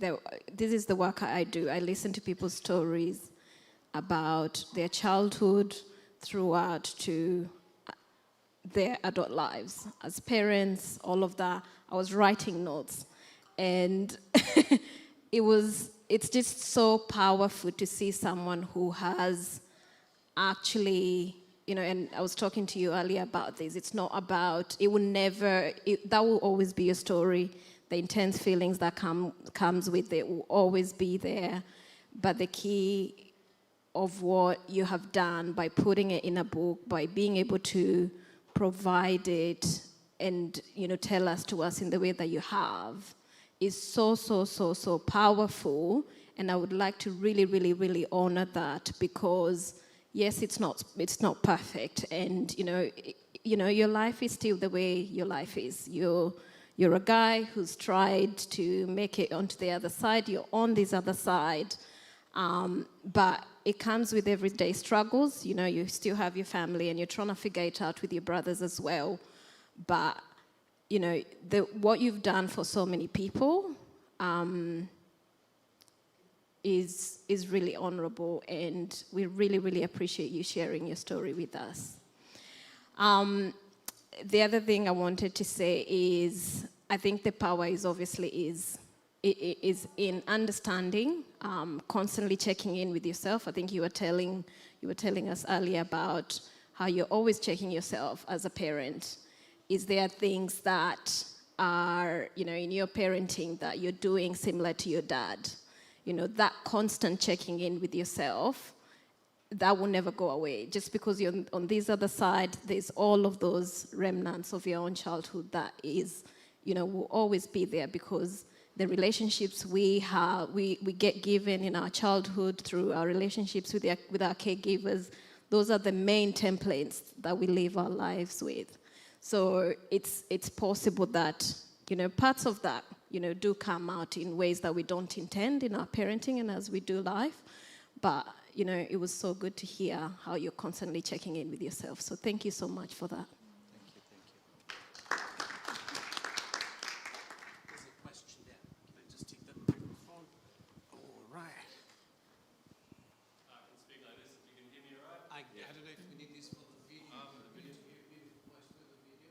Thank you. I have a question about forgiveness and the role that plays in your healing in life, particularly yourself, Levi, with your father. Have you forgiven your father for being the way he is? And what does that look like in healing from childhood trauma? That's very interesting. So I have had opportunity to have a forgiveness discussion with my dad twice. I think the first time was when I had cancer, and I was, going for this operation that I did not know if I would come out of. And it was easy to say, I forgive you because, I want to go to heaven, and I don't want to end up, with a guy with the horns. So it was like, it was very easy to say, oh my goodness, I forgive you. But later on, I really thought about it. Post-operation, and when there's no death sentence hanging on you, is when you can really assess and see, have I really forgiven? Have I really, been able to, forgiven? And my dad is a typical, Kalenjin man. He doesn't say sorry. And it's not in our vocabulary for men to tell their sons, I'm sorry. So expecting that to come so that I can say, oh, I forgive you, is not going to happen. So for me to come to a point of forgiveness for him had to take me accepting myself. And I think particularly in writing my book, I began to see a sense of why I should forgive him. Because not only did I see the things that he had done, in my opinion, I also began to see the things that I had done. And I also began to see him in the perspective of his own upbringing. And sometimes, we cascade trauma down from the trauma that we got, as children. Knowingly sometimes, unknowingly. Those things, there are small things sometimes. You shout at your children about the lights being turned off, but your mom used to shout at you. Or you break, something falls in the kitchen and you say, vunja kila kitu, break everything. My mom used to say that. I find myself saying that sometimes. Break everything, And some of it is small things, and then some of it is big things.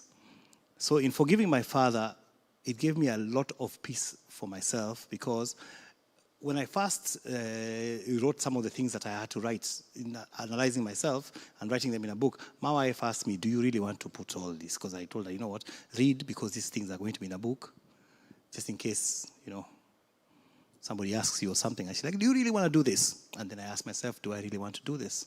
And in finding that, I was able to forgive my father completely, honestly. And even have sought peace with him several times myself, even though he has been on the side where he's not been able to accept it.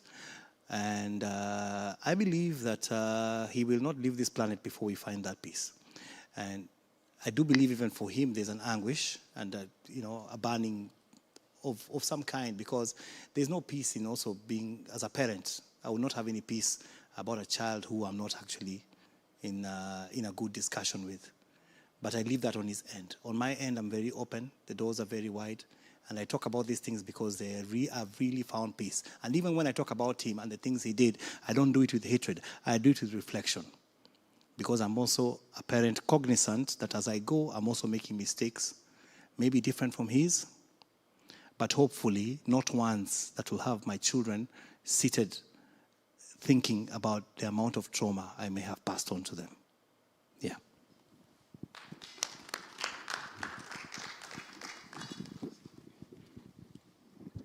Hi, everyone. My name is Mariam.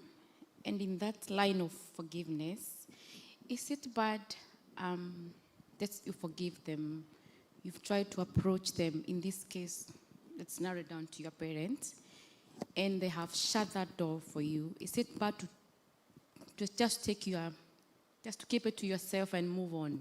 I mean, in my heart, I feel like there's a burden in it, but every time you try to approach and look for a ground to negotiate, there's always that mvutano, that there's nothing that is being bad from it. You found that you're getting so drained in it. So how do I move on from that? Because I feel like I'm stuck in that. I think also, the experts will say from their professional point of view. From mine, I think there is some amount of peace in some silence for some time. Because, we are conditioned that we must sort out something right now. And that doesn't have to be the case. I think we were also taught that most of our problems have to be dealt with on the go because they were dealt with on the go. And none of us, well, maybe some of us, maybe some of you were taught that. But some of us in our own homes were never taught to sleep over our problem, to think over our problem for a while. We dealt with it, there. And that also did not help us much because it didn't give us time for reflection. But as you do that, I would say, because for me, there's been a long period of silence where there's nothing going on. Yeah? And it's okay because even in that silence, because I know where I'm standing, I find my peace in that position. Up until that point, that other person shifts the position, and then we can find peace together. But, even the Bible says, as long as it depends on you, make peace with all men. So if you've done your part, you've done your part. You try and ask God to give you peace with it, and hopefully they get to see it sooner rather than later, I think.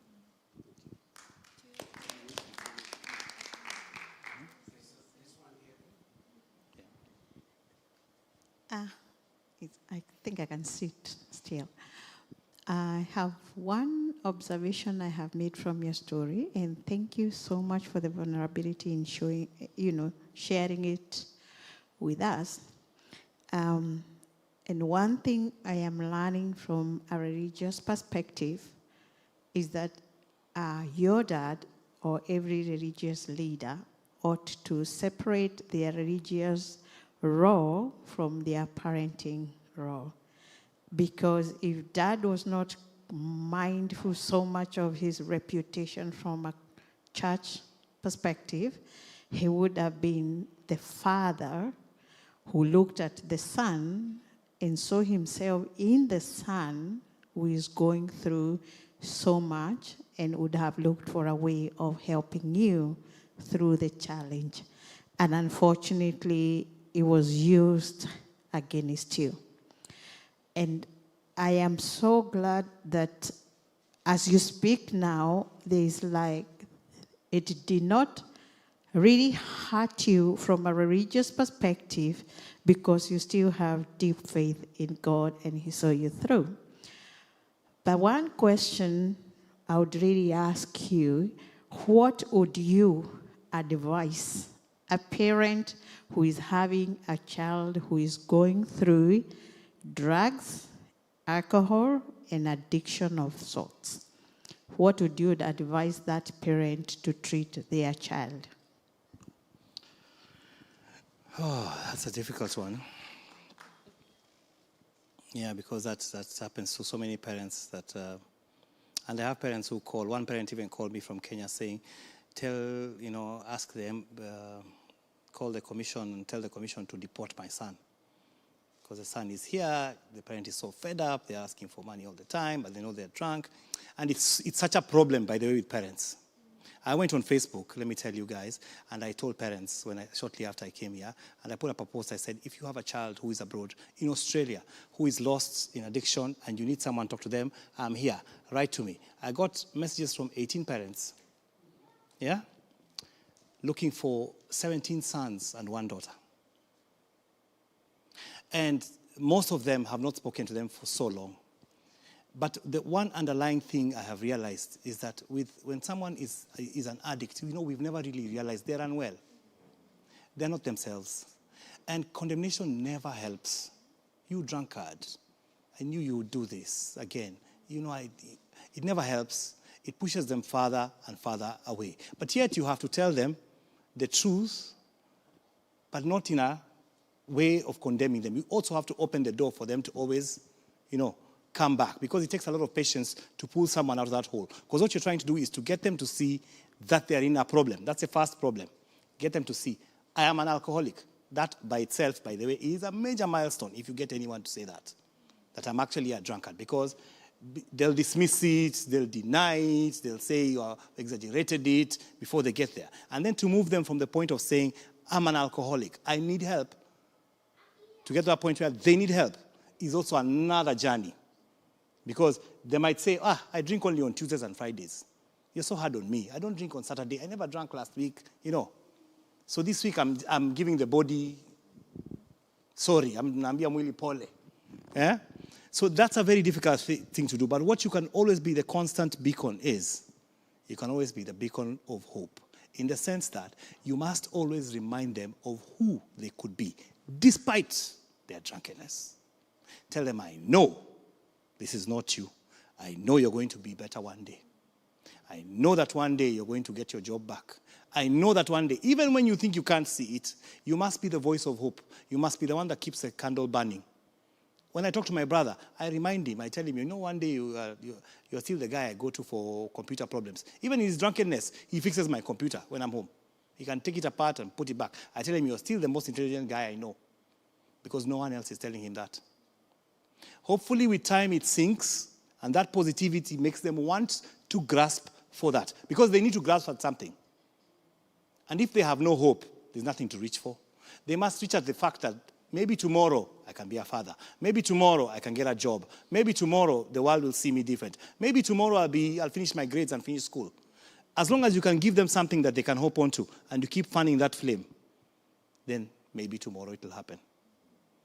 But we try it until, we run out of time. And for as long as that, in my book I've said, if you can feel in your heart that boom, boom, boom, there's still hope. There's still time.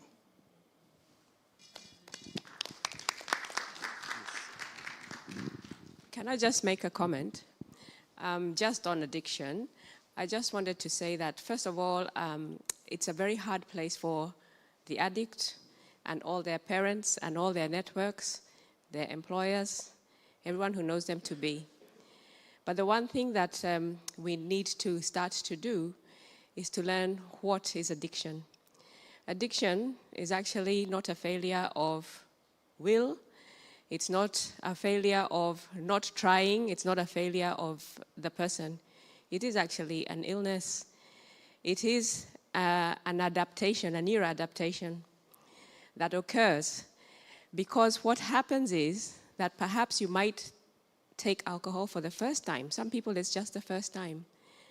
And the thing is that when you take an substance that is going to lead you to become an addict, it hits your dopamine receptors.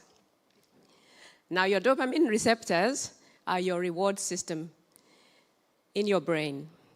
So in your brain, you have these receptors, and let's say a natural thing, like some of the top ones would be like having sex or meeting somebody you really like or things like that. Let's say it's like about 200, right? Let's rate it at 200 dopamine hits.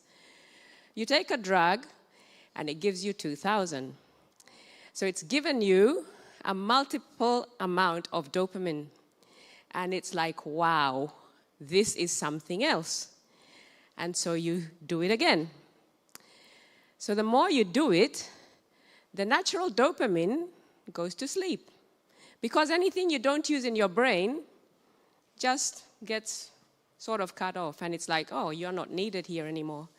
So then you are going to be seeking more and more dopamine. And then the more you seek those hits, you then develop what we call tolerance.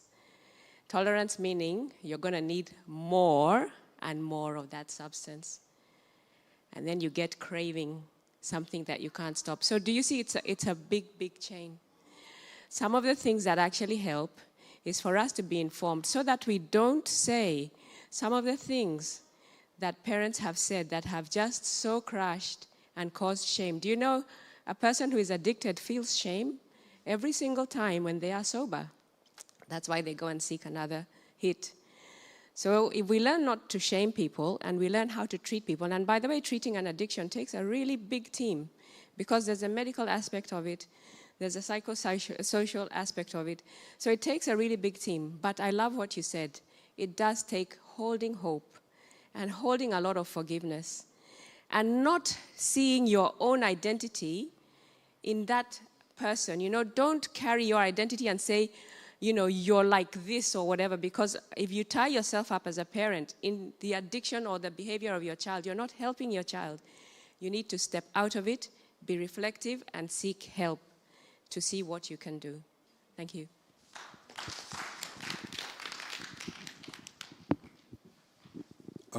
Maybe myself, I just had a question because, Levi, from your stories, shows that healing and recovery is possible.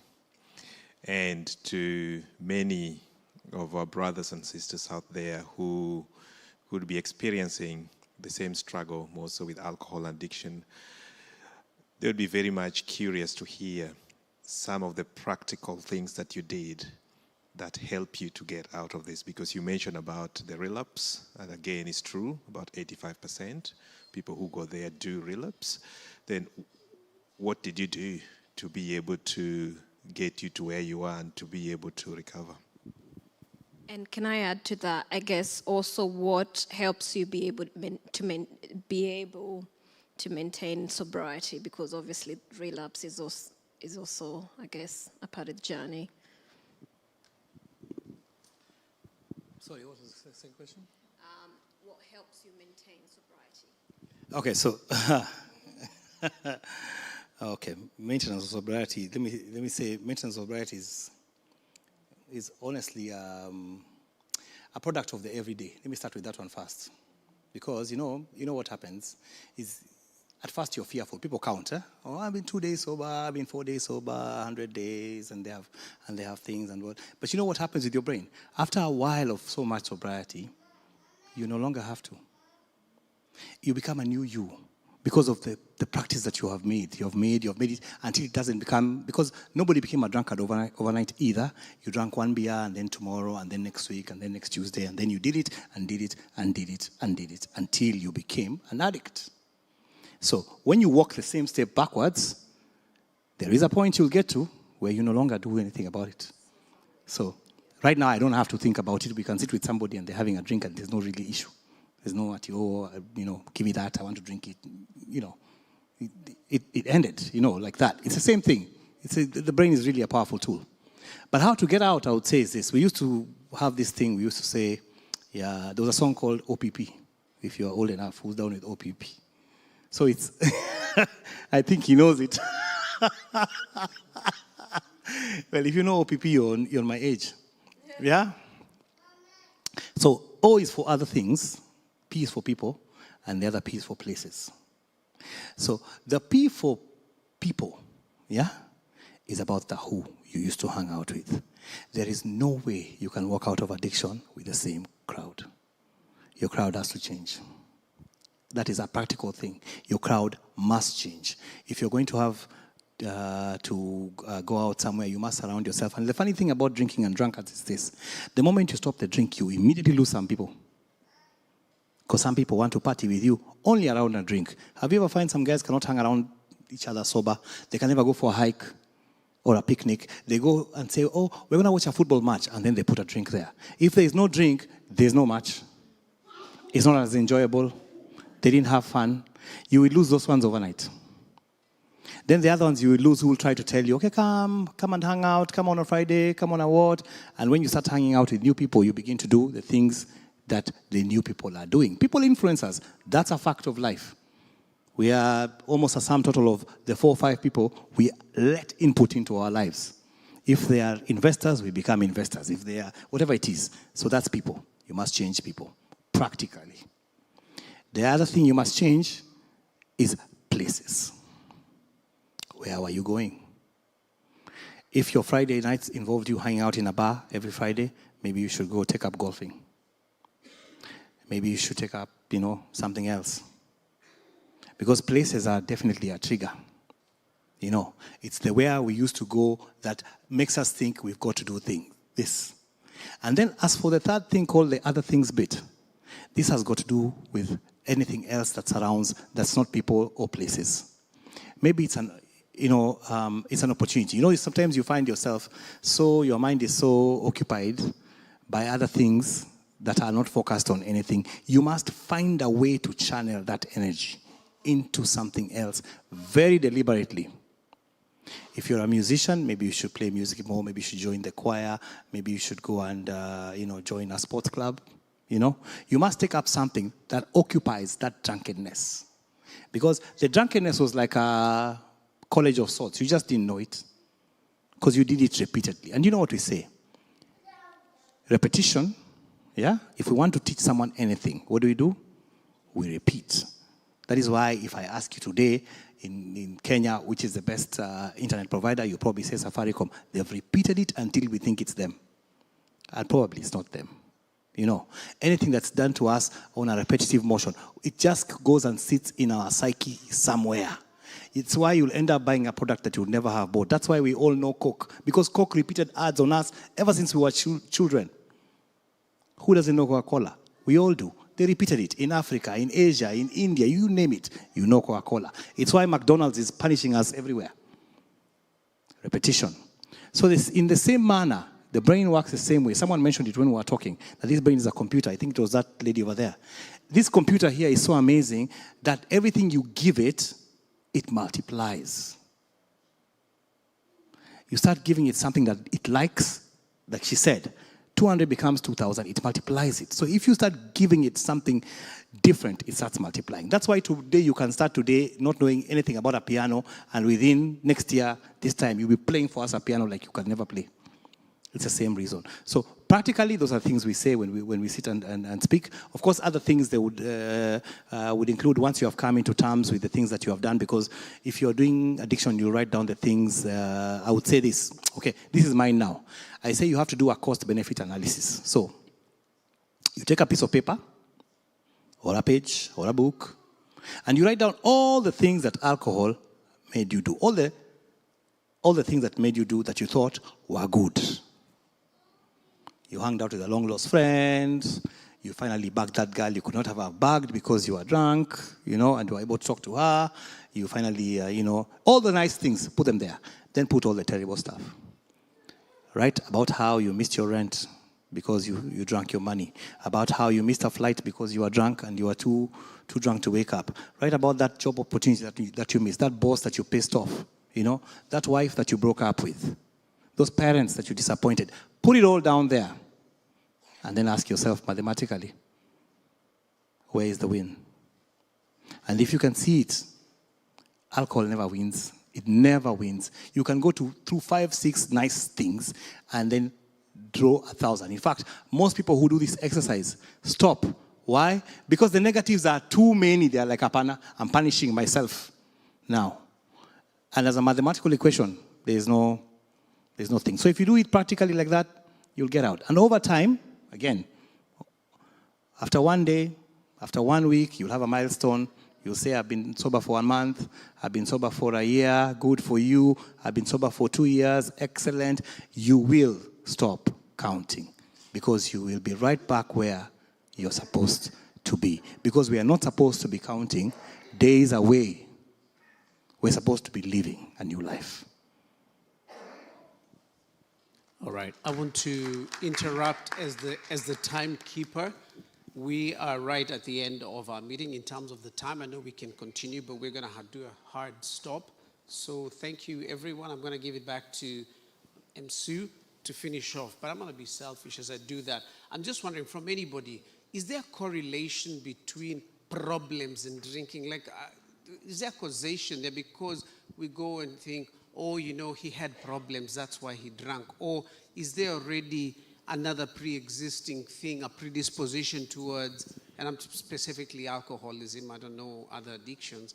Anybody wants to make a comment? No, I have to say something. No, not at all. It's not a direct relation that you had problems, then you drank.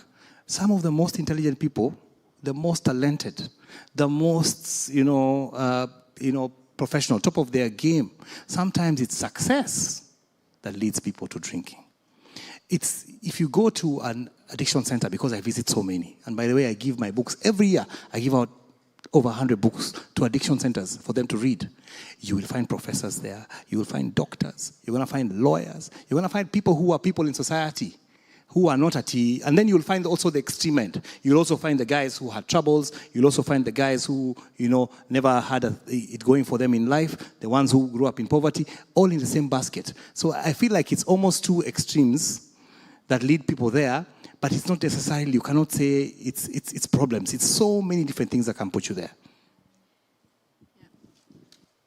Can I quickly say that? And I had that slide there, which I think I feel the need to actually talk about, because it's very connected to what you just asked and what you said in the last question that you were asked about you did speak about experiences and relationships and, you know, repetition and sort of, you know, it's all connected in regards to the things that you do every day. So, John, can I just get you to load that slide all the way? So this was the recap that I was going to talk about childhood trauma. So yes, it's not one single thing that sort of leads to addiction, leads to a lot of other behavior and emotional problems, mental health disorders. It's a lot more things. John, can I just load the whole thing as well? Oh, I don't think that's going to fit there. I had a diagram in it. Yeah. So that's the diagram, and you guys can probably see it very well, very clearly. But in there, when you were talking, Levi, I was thinking about exactly what you said about, obviously, there is, and something that Susan said about your genetics. You have you as your biology, you have your parents' genes and all of that.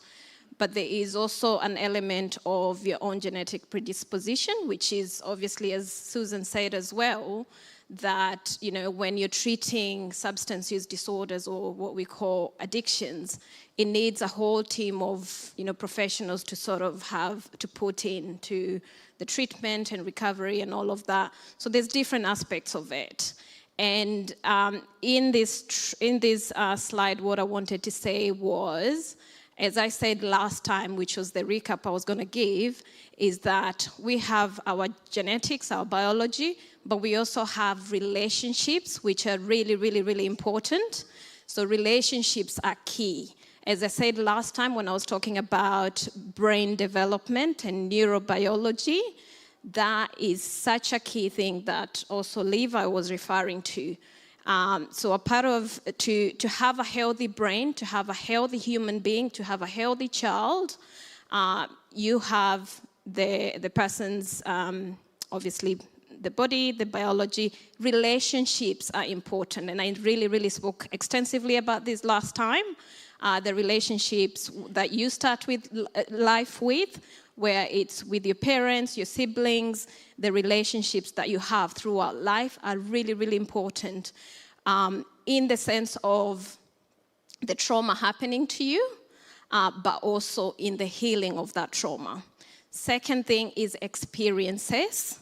So the repetition of those experiences is so, so, so important within our relationships, as well as the experiences we have with each other.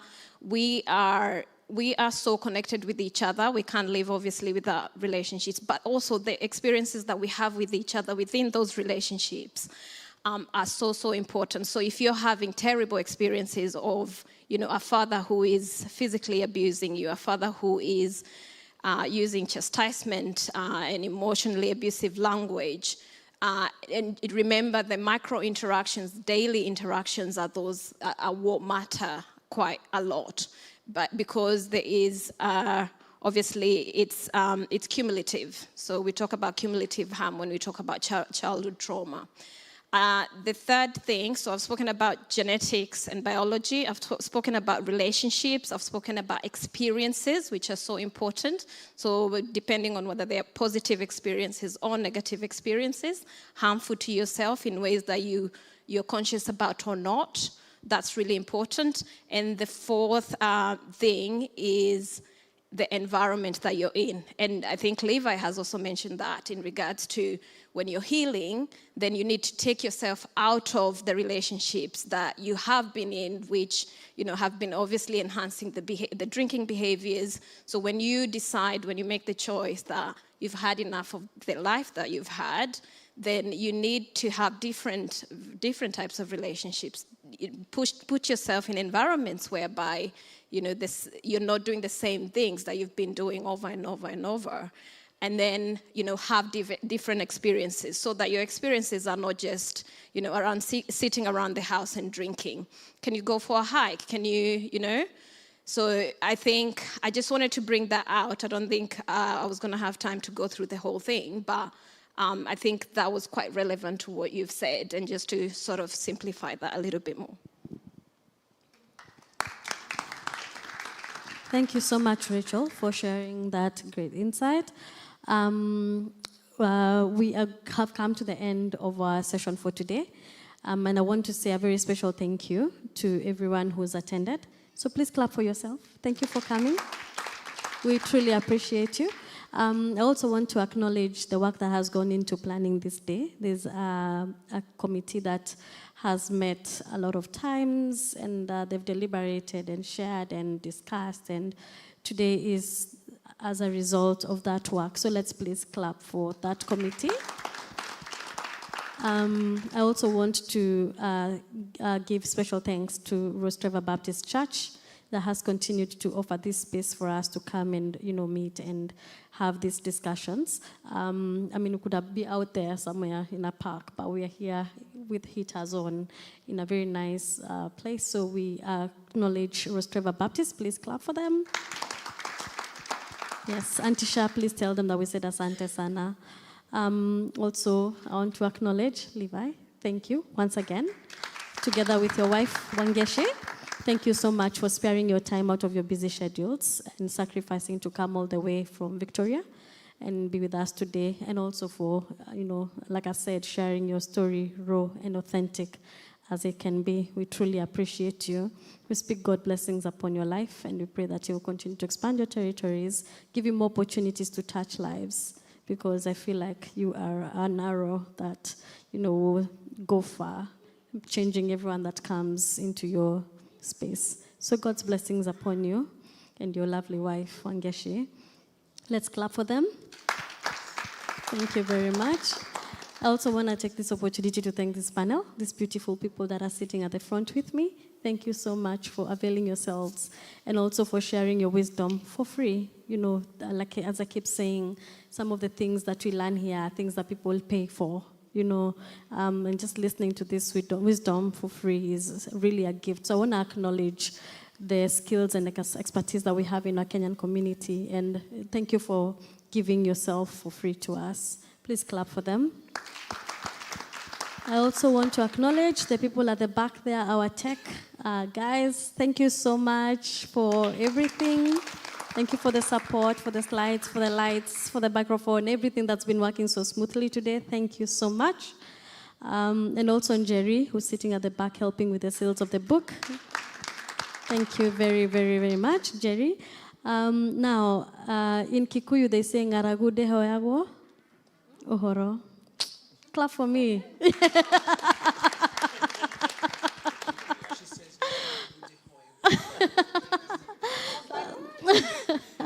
Well, anyway, I don't think that's the right saying for now. I just thought to put in a bit of Kikuyu there. Anyway, so there's some refreshment that has been prepared for us. So I also want us to acknowledge the people who've put in effort to provide us something to refresh ourselves physically after this. Let's clap for them. And now also, I also want us to acknowledge Auntie Sha and also call her to come on stage and say to give us a closing prayer. Closing prayer. Auntie Sha has been very fundamental in planning these sessions. She has tirelessly called for meetings, facilitated them. She's gone over and above and beyond every obstacle to ensure that this program continues to run. So Auntie Sha, we truly appreciate you, and we thank you so much. Thank you. And if there's anyone, as Auntie Sha comes to the front to do the closing prayer, if there's anyone I have forgotten to thank, please feel thanked and appreciated. And we'll continue with this program. So there's future programs coming up. Please look out for any of them. Invite your friends and attend when they are published. Thank you so much, everyone.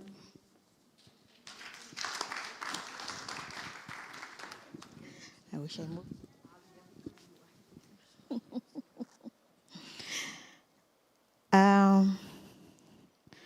I don't want to take all the glory to myself, because technically everyone sitting here at the back is being a member of the planning team. It's the brains behind this event. And I want to thank you, Emsu, because you didn't ask yourself to be thanked for doing a very good job. Let's give a lot of applause. And I will thank everyone who is online following us, who took the time to join us because you couldn't be here with us. I know there is a lot of community events happening today. And I also want to remember that the last time we were planning to have this session, there was one member who was assisting us with the tech there. And today we do not have him. And John would have been here with us, was willing to actually do what Levi has done. Unfortunately, he did not get to do this, so I still remember him. We don't forget what he was to this team. I'll pray. And Levi, one lesson I have learned from you, and something I would tell anyone who is struggling with whatever addiction, because today it was about alcohol and addictions. Learn from Levi's story. There is hope. He's used his experiences to turn around and be an encouragement to all of us. Take cue, and may the Lord help you to use that experience to be a blessing to others, as Levi is a blessing to this community, a Kenyan community, and not just Kenyan. We've had the places that he is ministering now, because doing what he's doing is actually a ministry all by itself. So you've turned around the ministry your dad was doing to being one. Thank you. Let me pray. Heavenly Father, we thank you for the wonderful time that we have had, the learning that we have had this afternoon, the joy of seeing a situation that was looking useless, and you have turned it to very good use. From somebody who the world had looked upon as not having any value literally, he was put down in each and every way. But you remind us, no matter how low we may go, how deep we may think we have gone, Holy Spirit of God, you're always there, and you can turn around things for us. Thank you for having turned around Levi's life. Thank you, God, for the wife that you have given him, oh God, who is being his source of strength as well besides you, oh God, who saw some value in him as he was, even when his parents, or his dad for that matter, never saw the value. But Lord, I pray that God, as you have been able to allow him to forgive his dad, you will also work in his dad's heart to forgive himself and embrace his son, oh God. I pray that there will be a reunion and a building of that relationship that was lost. And as Levi desires that before his dad will ever close his eyes, when that will be, there will be a restoration of that relationship. And what a joy it will be, oh God. Glorify yourself in healing that, oh God. Where Levi is feeling that he was responsible for what happened to his sister, I speak your healing unto that heart, oh God, because that's a wound that is there, that is still hurting him, oh my Father. But God, even when the sister was being killed, You were there, you were still in control, but you allowed it to happen. There are things that in our own minds and in our eyes we will never understand. But God, you do understand. And in that space, and in their home, oh God, it does not matter what has been happening, that they all were traumatized. And we are seeing him speaking of his brothers who are still struggling with addiction. God, as one day you changed his life, may you change their life as well, my Father, because there is nothing that is too hard for you, oh God. And as we go home tonight, we speak a blessing over him, his wife, and the family in our community, oh God, for what you are doing for us. We thank you, oh God, even for the life that you have taken in our community, oh God. She was a flower in our midst, but Lord, you knew that this day or the Thursday was still going to come when her life in this world was going to be over. We appreciate that she knew you and she's now resting in your arms, Jesus. May you bless the family with your peace, your strength, and your comfort, oh God, even as we prepare for what the community will do to repatriate her body. May you heal our community because, God, this is happening too many times, oh God. We know you are the ultimate giver of life. We are alive because you have allowed it. But I pray that our Father, as a community, you will heal us, oh God, and you will strengthen us, my Father. And as we partake, God, now of what we had prepared for this afternoon, oh Lord, for us to share, may you bless it as we partake of it. And it is in Jesus' wonderful name that we do pray and give thanks. Amen and amen. You will agree with me that today's session was just a scratching of the surface. Do we need a part 2 of this? Absolutely. We will prepare for one.